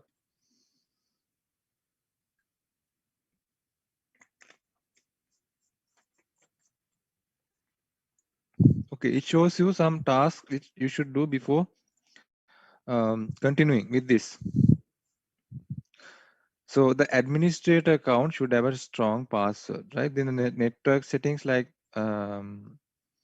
right. Usually in servers, you don't use DHCP to give an IP, right? You use a normally you use a static IP, because the server IP cannot change. If it changes, then you have an issue, right? Because this is the domain server, and then let's say, right, for example, let's say this is a domain server or any other role, maybe file server role or DNS, DHCP, whatever, right? server, usually you give a static IP. You have to manually give an IP. It's because the IP cannot change. Because now this server is giving service to the clients, right? Now the clients will always request service from, let's say, the IP of the server. What happens if you change it?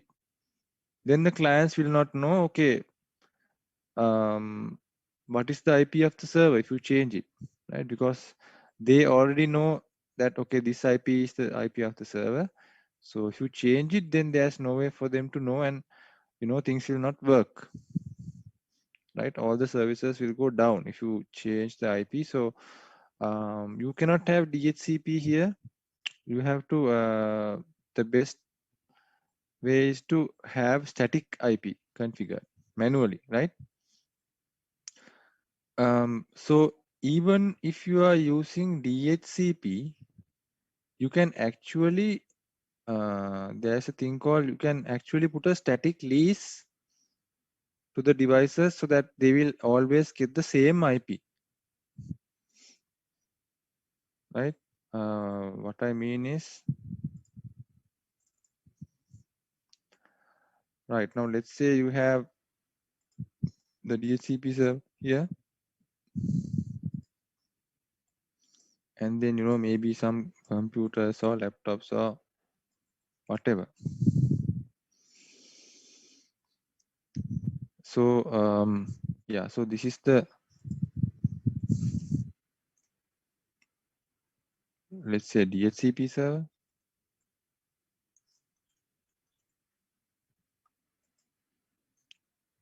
So when you connect the clients to this, right? So this will get an IP from the DHCP server.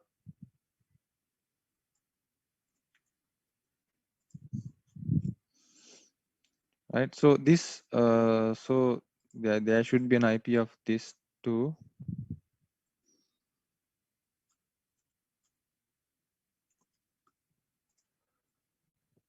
Right. Now this client always requests this IP from this server or the server IP, right? Now, if we suddenly change this, then the clients will not know what is the IP, because it will try to communicate with this 254, but it's not available, right? So then things will fail. That is what would happen. Even if you're having this as a domain server, then same thing, right? When you log in through the client machines in the domain, they will always authenticate from the domain server.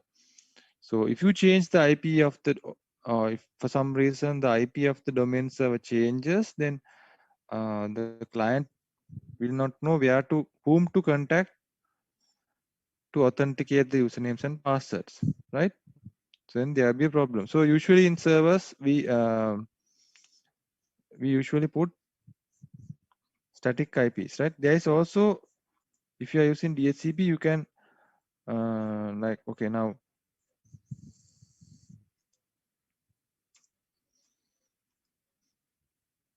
let's say now this is using DHCP,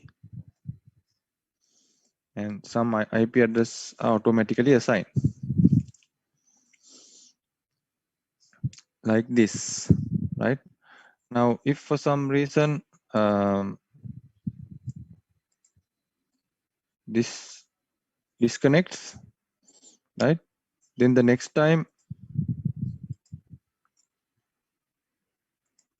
it will not most probably get the same IP, right? If this is DHCP.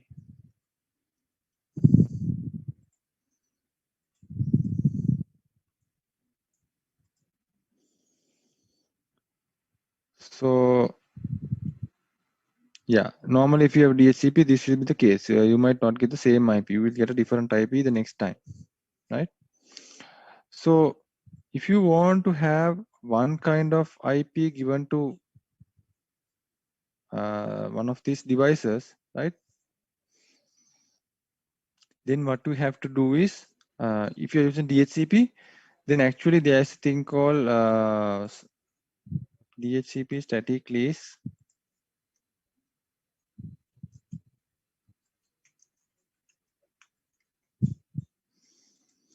There you actually, now let's say this is the device, you bind the IP to the device. How do you bind the IP to the device? So you have to specify like, okay, this device will always get this IP.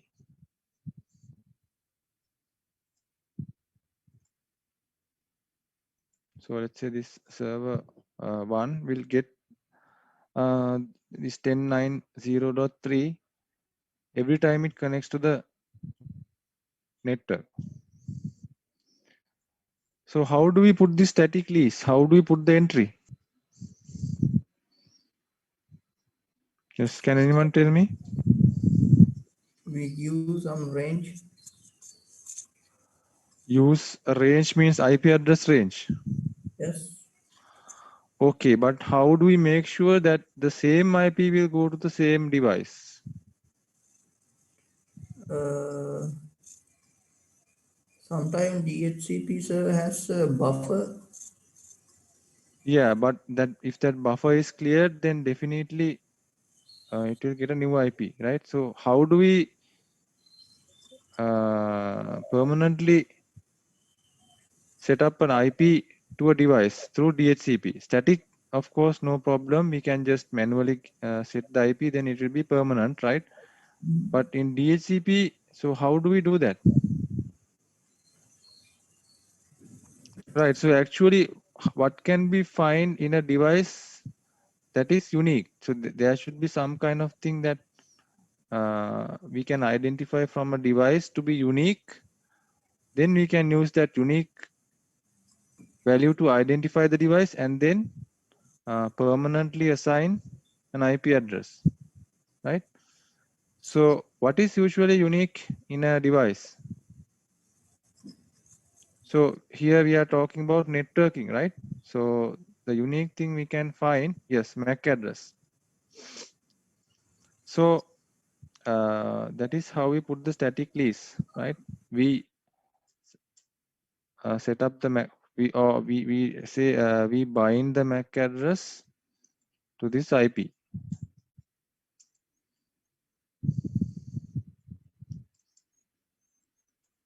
So if you are using DHCP and you need to permanently assign some kind of IP to some devices, then you can. So you have to know the MAC address of the device.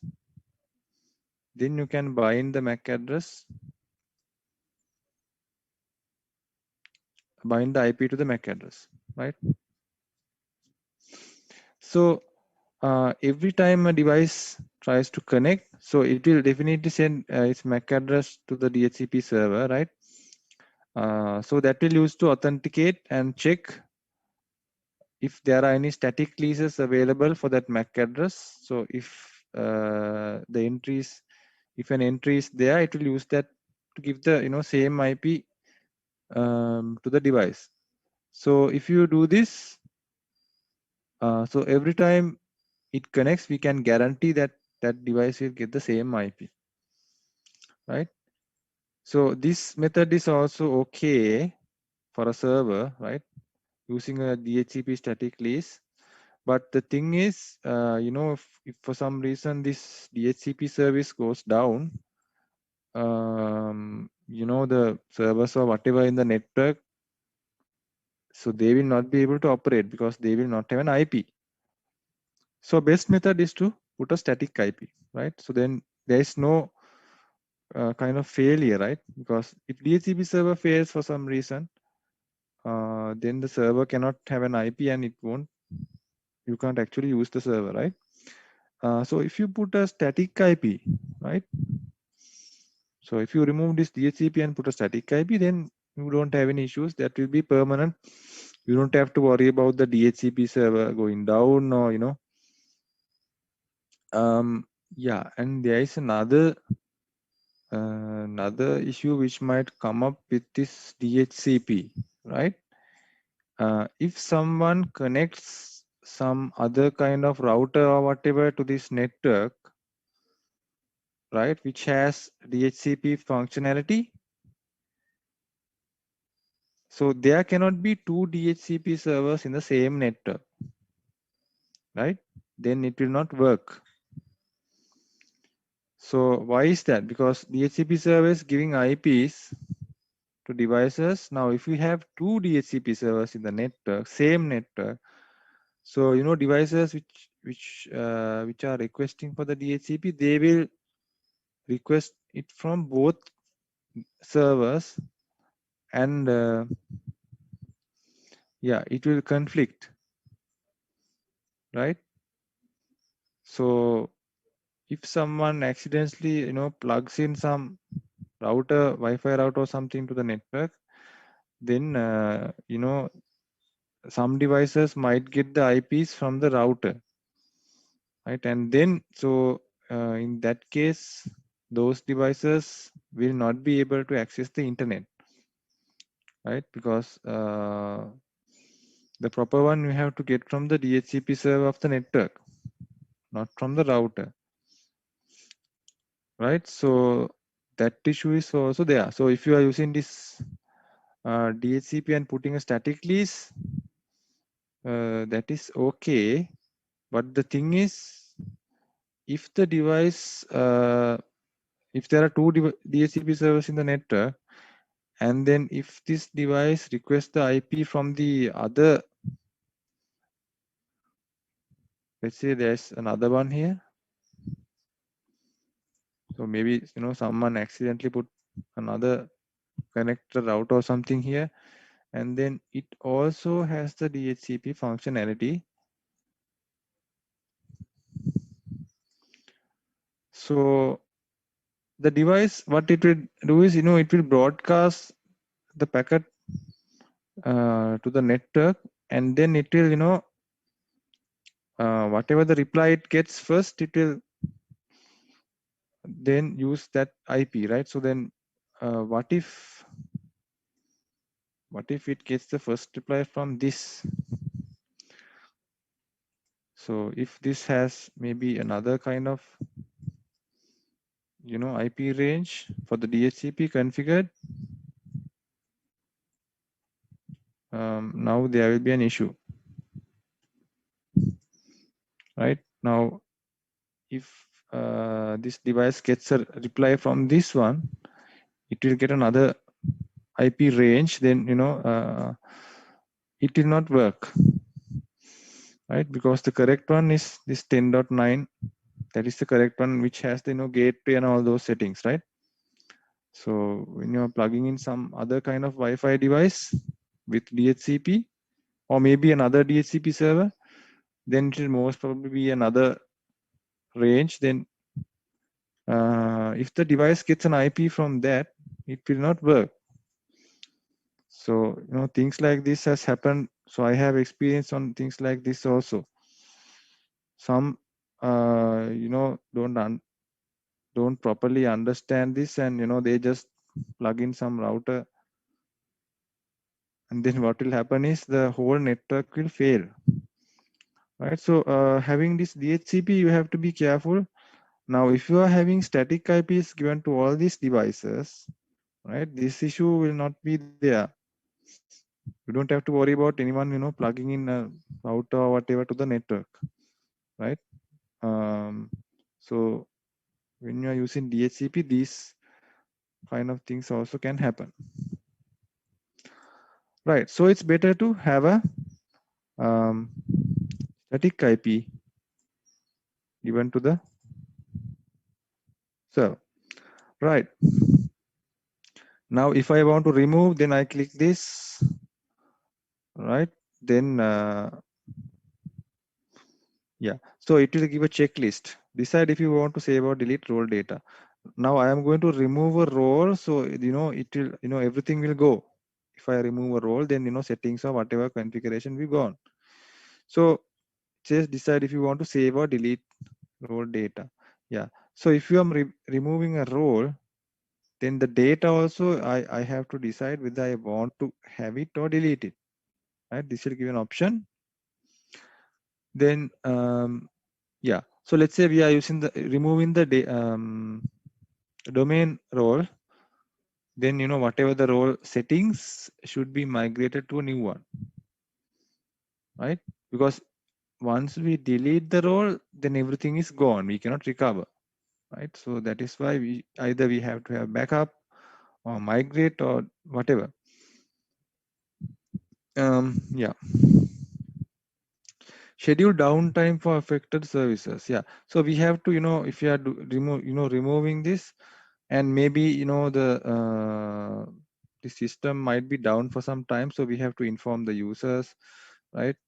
Saying that, okay, it will take some hours for this upgrade, and, it will be down for some time, right? So you have, because you have to inform this, then, all who will be using these services, they will, adjust their schedule accordingly, so that this will not affect any users who are using the services, right? So before removing it, we have to do that, right? Then if you ask to select a server, so I have only one server, which is this, right? Now here actually, yeah, what will be shown here is installed ones, right? So only file and storage is the one which is installed. So if you want, we can remove this. So remove the checkbox and then click next, and then it will remove. Right. So there is nothing else but this file services, right? Active Directory is not installed. So now we will install it. So we go back, again back, then we go to the add roles. Okay, so go next. Right. Then we have to select whether we want to add a role, or we want to install a service or remote desktop service installation, right? This is to go to a virtual machine based one, right? So we'll go for the role based, then only one server here. So I can actually configure remote servers here also, right? Now what I want is this, right? So it's saying that for this Active Directory domain services, there are some other tools which need to be installed. It will automatically select those, right? So yeah, so I select include management tools if applicable, then I add the features. Right, now it's selected. So now I will click next.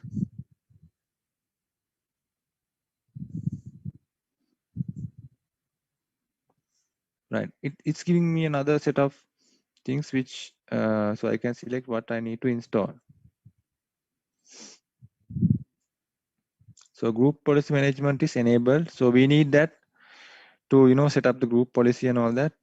Then we click next. Right, it gives an explanation of what it does and things like that. Right. Yeah, so it's giving some guidelines to make sure that users can log in case of failure, server outage or failure. Install minimum of 2 domain controllers. Yeah, so you see, as backup, you should have another server or domain server, so that people can log in to the system. Otherwise, if this server goes down, well, there's nothing. No one can log in, right? Until you fix it. So there should be definitely be a backup server.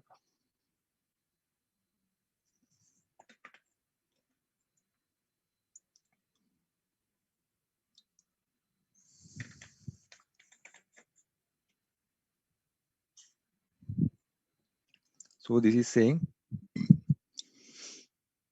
install minimum of 2 domain controllers, right? So minimum is 2. You can install more than that for backup purpose. And if you think like at once, if 2 domain controllers fail at the same time for some reason, then you can have another one as backup, right?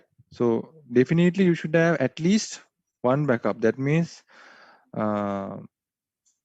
if you take all the domain controllers in the domain, minimum 2, right? Then maximum you can install as you like. any number of domain controllers you can install. But if you take, for example, one domain, there should be at least 2 domain controllers, right, per domain. That means, there can be several or different domains, right? So maybe, let's say you have a domain for maybe finance, then maybe sales, you have a separate domain, right? Then, so when you have separate domains like this, then you have to have a separate domain controller as a backup, right? For finance, if you have a domain controller, that is, let's say the main domain controller, you should have another one as backup. Then for sales also, if you have a domain control, then you should have another one as a backup. Then that will be 4, right? Because for each domain, you have to have a backup domain controller, right? Because it separates from domains, so you cannot mix those different domains, right? Okay, before doing this, I think there's some technical things that I should explain about this Active Directory, right? Excuse me, sir. Yes. අතන මේ server selection එකක් දුන්නේ. ඒ මේ server selection එක කියන්නේ ඒ කියන්නේ අපිට ඕනේ services එකට හදන මේ server එකද? ඔව් දැන් අපි manage කරන server එකේ තමයි selection එක. ඒක role selection එක. ඔය role selection එකනේ කියන්නේ. ඔව් සර්. ඔව් role ඒ roles add කරන්න තියෙන්නේ අපි select කරපු server එකට. ඒ කියන්නේ local server එක. So if you are now first I had to select a server from the server pool, right? So I selected the local or my server. If I selected some other server or remote server, so then the roles or whatever will be applied to that server, right? So currently only one server I have, my own local server. Then so I was adding the roles to that particular server, right? So if I had other remote servers, I can select those servers and then add to those servers also. All right, so before doing that, I have to explain some things about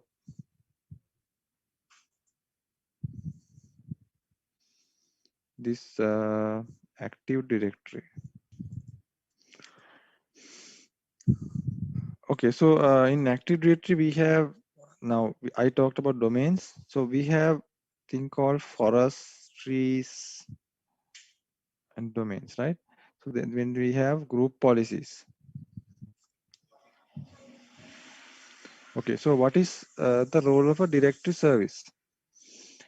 So network directory service stores information about computer network and offers features for retrieving and manage that information. Okay, so the directory service, it stores the information about the network and then how to manage that network, right? So we are talking about the network directory service. Right. So generally it's considered as an administrative tool, but users make use of directory users to find resources. So users generally use these directory services to find resources, right? So it provides a centralized kind of management tool, but due to complexity, it's a centralized kind of thing, but it's complex. So you have to carefully plan how you are going to set up.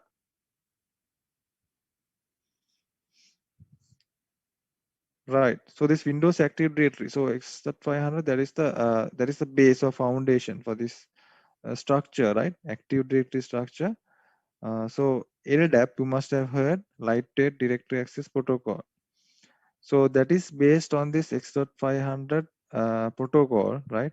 So this is how this started, right? So it uses a more efficient TCP/IP protocol, right? So this LDAP, you must have heard. So it's actually kind of a simple version of this Active Directory, right? It can be integrated into other operating systems like Linux, right? Now, Active Directory is Windows. It's a Windows version, right? So it's an more advanced and more complex with security and everything, encryption, everything is there. So you cannot integrate this Active Directory to other kinds of operating system like Linux. But LDAP, it's a simple version which can be integrated with Linux as well. So this Windows Active Directory was first used in 2000 server, right? So Windows 2000 was the very first server version. Then came okay, actually the Active Directory was first used in Windows 2000 server, right? There was a Windows server version earlier, I think. Before 2000, it was Windows NT, I think. It didn't have an Active Directory. It has had some other kind of it has used some other kind of method, right?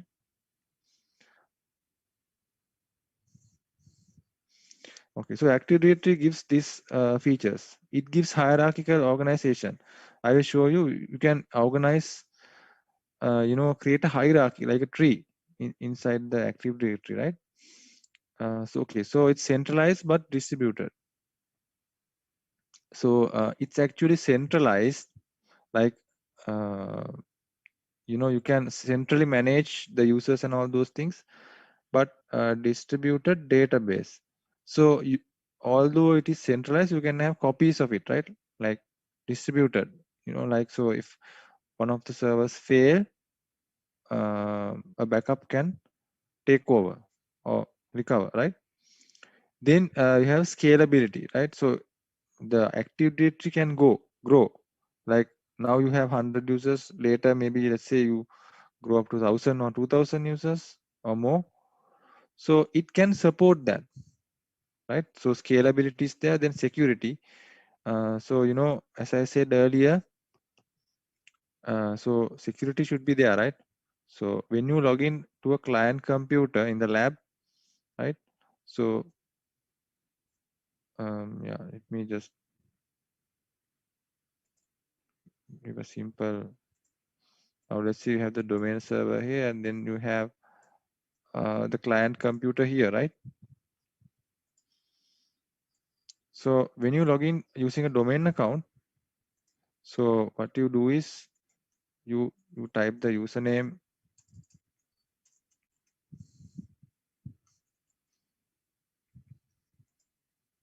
and password in your client computer,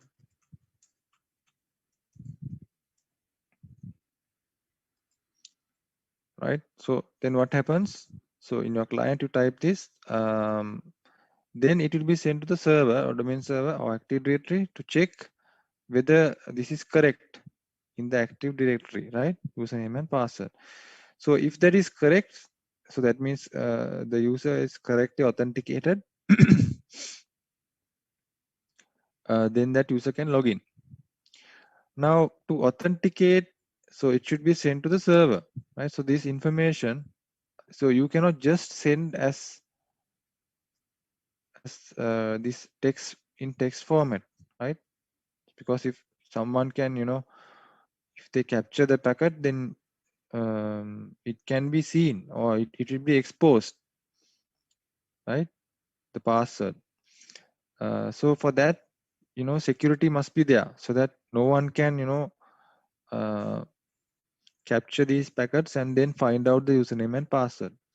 So security should be there, then flexibility, then policy-based administration. So you should be able to put different policies for various users or groups, so then it will be easy to manage.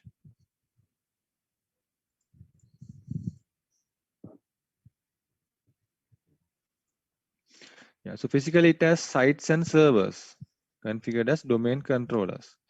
So these domain controllers are the ones which will be having the active directories, right? Right. So that is the physical structure. So what you see is the sites and servers, right? That is what you see physically. Then logically, makes it possible to pattern the directory services look and feel after the organization in which it runs. So the logical of this Active Directory, it makes sure that it matches the structure of the organization. That is, let's say, structure means, maybe there are separate departments, maybe sub departments, right? So, you can, according to that, you have to match the Active Directory also, right? The tree, the permissions, the group policies, so how they inherit and things like that. So you have to match. Then only it will be easy to manage, right? So to put rules or policies, right? So it should match with the current how it is mapped in the organization, right? From top to bottom, right? From top you have CEO or someone, then you have managers, then you have the normal, employees, and so there are departments and like that, right? So when that we can easily map with this, then it's very easy to manage the users and put policies. Otherwise it will be difficult, right? So if you have a proper tree kind of thing for this, right? So then if you map according to the organization, then we can easily give policies to the relevant groups, so that we can properly manage. So activity site is just a location which the domain controllers communicate and replicate. So activity site means some location physically, right, which the domain controllers communicate and replicate. So each domain controller contains a full copy of whatever the objects or whatever which is in the Active Directory or domain, right? So these are the ones which storing a copy of the domain data and replicating changes that data to all the domain controllers of the domain. If you have, let's say, 4 domain controllers in one domain, right? So if you make a change in one of the domain controllers, so there are 3 others, so that change should be copied or synced with the other 3 servers. So whatever the number of domain controllers which are in the domain, they should be equal, right? Whenever you update one, the others also should update, so that the details, whatever should be settings or configuration, they should be updated in every domain controller, so that it should be the same, right? Right. So you have to, if you properly set it up, then you won't have any issues, right? They will, if you, let's say, add a user account in one domain controller, it will automatically copy to the other servers, right? So if one of those domain controllers go down, then one of the others will take up, and then since the details, everything is the same, you don't have any issues, right? Users can log in from their username and password and no issues.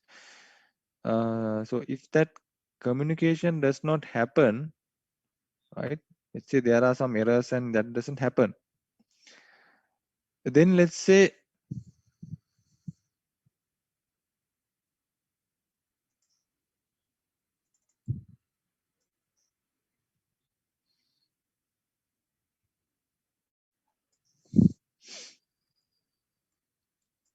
let's say you have like 3 domain controllers, and then maybe this is the client.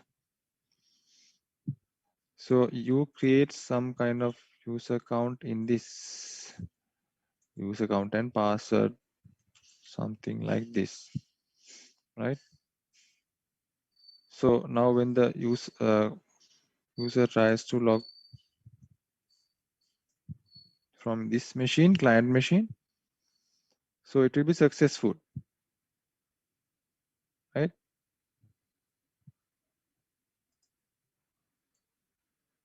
So it will be successful. For some reason, if this server or this link goes down, right? Now let's think that these are also connected here through network, right? Okay, now we created one account. So usually we log into one domain controller and create the account, right? Right. Now, for some reason, this has not replicated to the others or copied, right? Now, whenever this server goes down, so then this person will not be able to log in using this username because it's not in the other servers. It's not replicated. So that is the reason, replication or copying of, information or whatever, or let's say you, from this, let's say you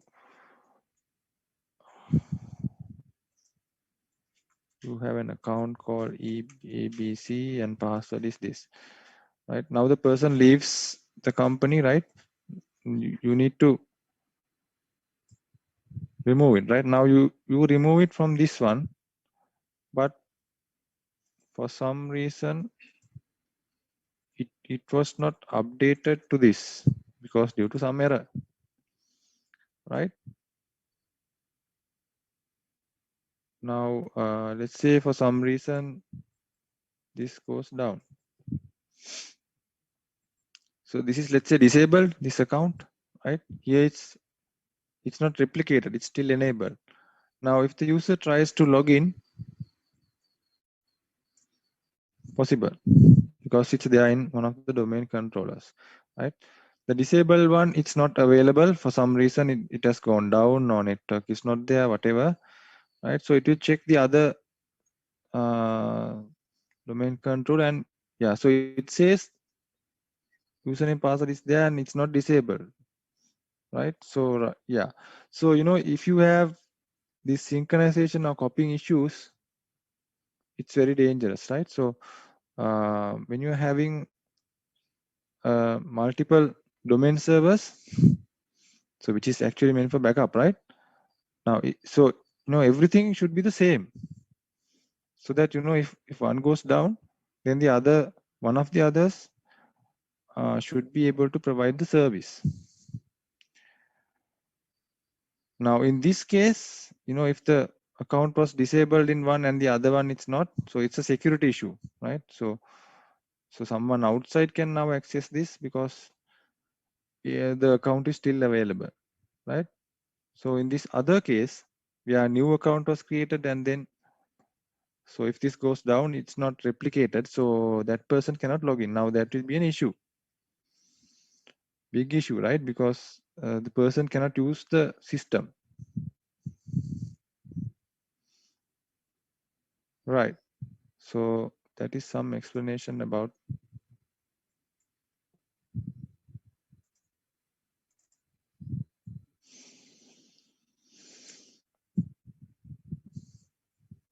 So this replication should properly happen, otherwise there will be issues.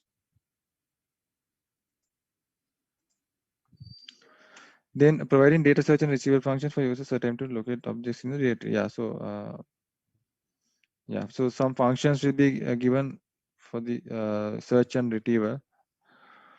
Then providing authentication, authorization, users log into the domain and attempt to access network resources. Yeah, so if you have 4 domain controllers, then if they are all synced up like the same configuration, then there is no issue, right? Yeah, then we have this things called organizational units, which are in the server, right? Active Directory, we can create these things called organizational units or groups.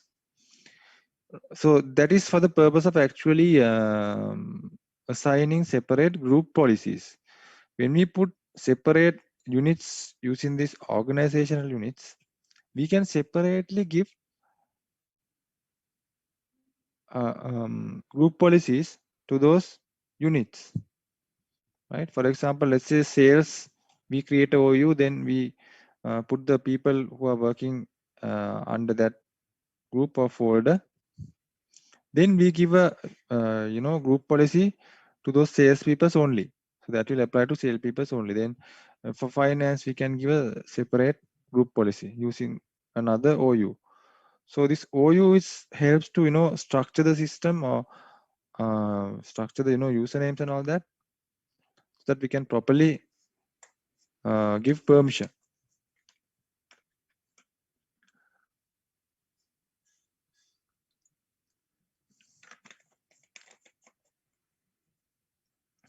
Right, then we have domains, trees and forests. Right, so organization is an Active Directory container. Yeah, it's like a container. So it or group, right? You can say. So it's a container used to organize users, certain amount of users, right? And resources. That means group policy. Right. So OU can contain user account, groups, computer account, printer, shared folder, application servers, domain controllers. Even domain controllers you can put to a separate OU or group, and then you can give or assign group policies to them, right? Right. So domain is a core structure unit of a Active Directory. So it has this OUs and things like that. So that is to properly manage, administrate, manage, and have security. So small to medium companies usually have one domain. Larger companies may have several domains. To separate geographical regions. So that means large companies, if they have branches, they might have separate domains for each of the branches, so that they can manage the separate branches in a separate way, having separate rules and so on, right? So small companies, they can just use one domain and that's enough. So these larger ones with branches and all that, they might need to um, have separate domains for their branches, that it's easy to manage if you take them branch wise, right?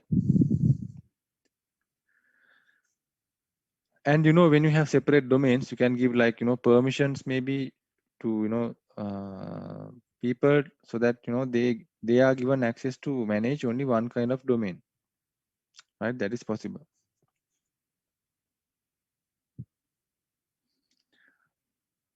Right, so the tree is a grouping of domains that share common naming structure. So a tree is actually a group of domains, right? That share common naming structure. If you take like one domain, it's considered as a tree, right? So there can be so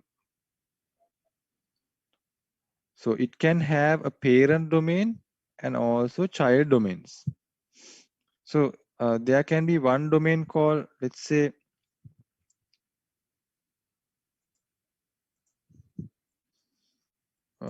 this is just an example. If there's a parent domain called class or whatever, then maybe you can have another child domain called student.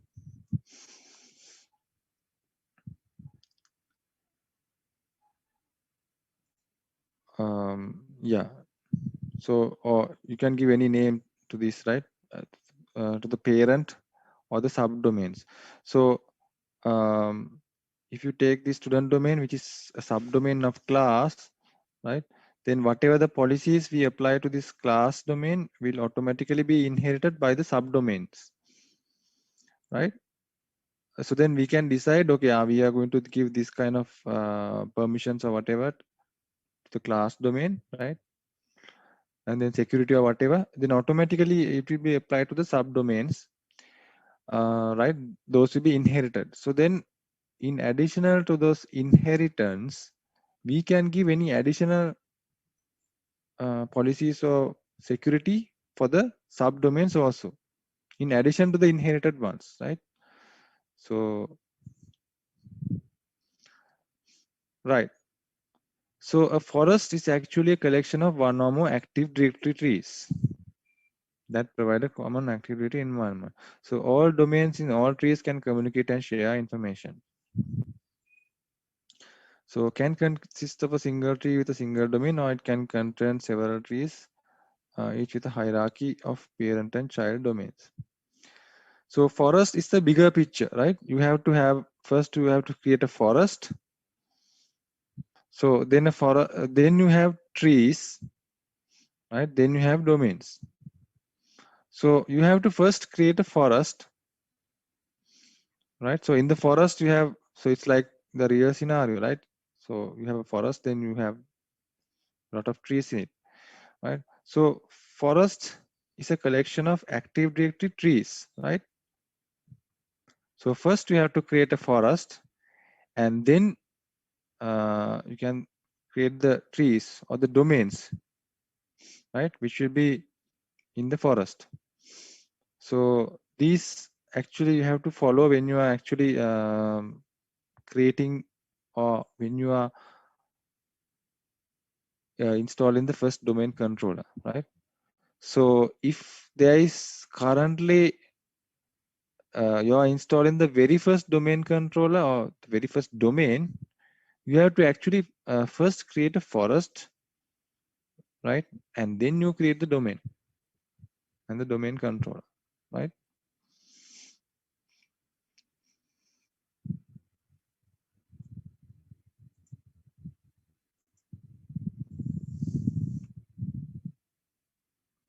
Right. So let me. Okay. So this is an activity forest. So forest of two trees. So you have the parent domain, and then you have the child domains.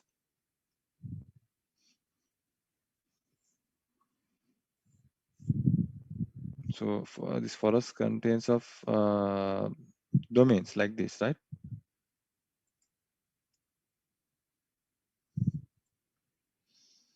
Right. So Windows Active Directory is called the ADDS, so Active Directory Domain Services.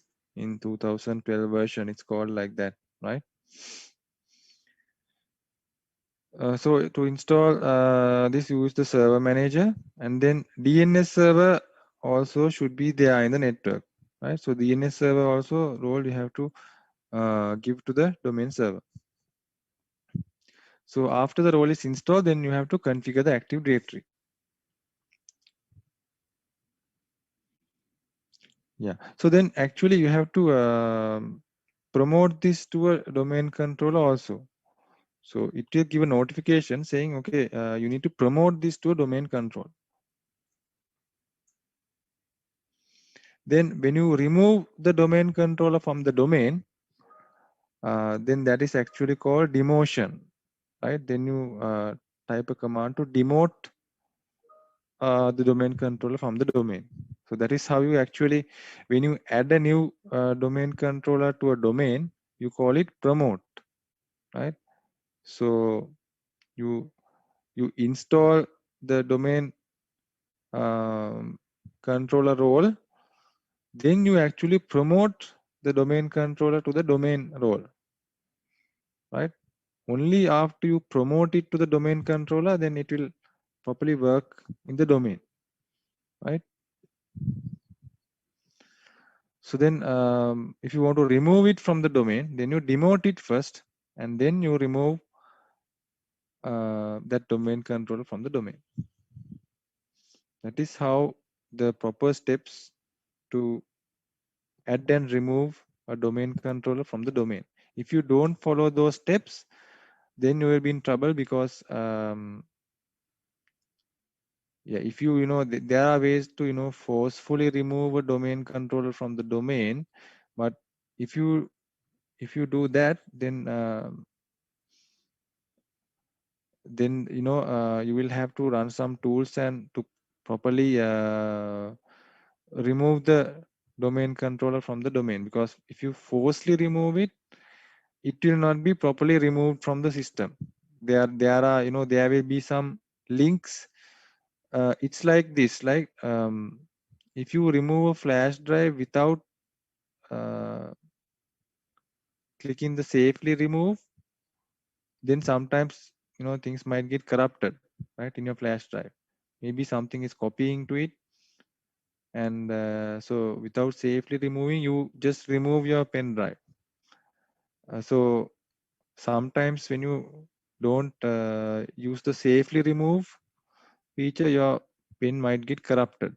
So here also, this is very complex, this domain role and all that, right? Security and everything. So they have made some kind of methods for you to follow in order. So if you don't do that, then there will be issues, right?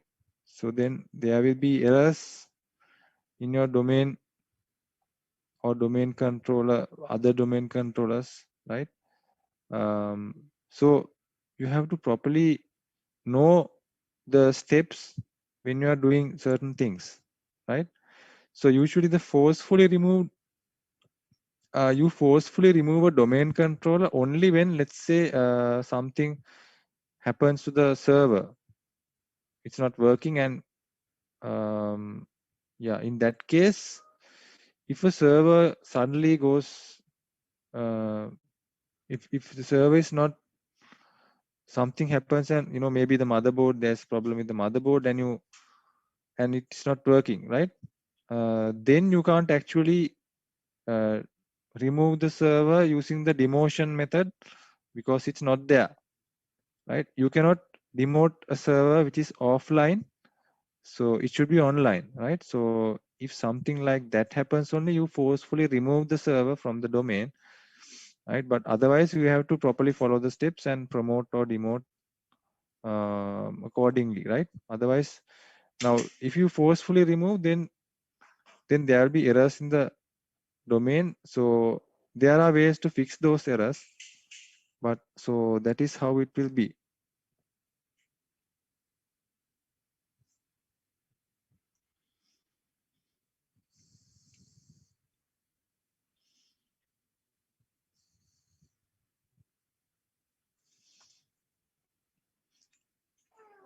So then yeah, so you have to select whether you're adding a domain controller to existing domain or a new domain, right? So if you are creating a new domain controller, then you will be creating a new forest and a domain, right? Then you will be adding the first domain controller to your domain. If you are installing a second domain controller to the same domain or backup domain controller to an existing domain, then you have to select that option, right? So adding domain controller to an existing domain. So then you don't have to create a new forest or domain. You have to just adding the domain controller to the already existing one, right? So if I don't have any domains or forests, then I have to first create the forest, and then I have to create the domain, and then I add the domain controller to the domain, right? So if I'm adding a second domain controller, I will be adding that to the existing domain, right? So this then you have to give a name for this, the fully qualified domain name for the domain, right? Right, and then there are some other options available. Right, so yeah, so we will wind up for today, and then we will continue this next on Friday, right? So I think you have a basic idea of this of Windows Server, and there are a bit few things I have to tell you about this, and then I will show you in the server how to or add a domain controller, or newly add a domain and the domain controller, and then how to remove it, right? So those are the basic things. Then we will talk about creating users and things like that, then group policy, those things, right? Okay, so do you have any questions? No, sir. Okay, then we will stop for today. You all send your names and index numbers to the chat, right? Yes. Right. Okay. Okay, then we will stop for today. Then we will continue this the next day. Okay, thank you, sir. Okay. Okay. Okay. Then have a great week and then stay safe.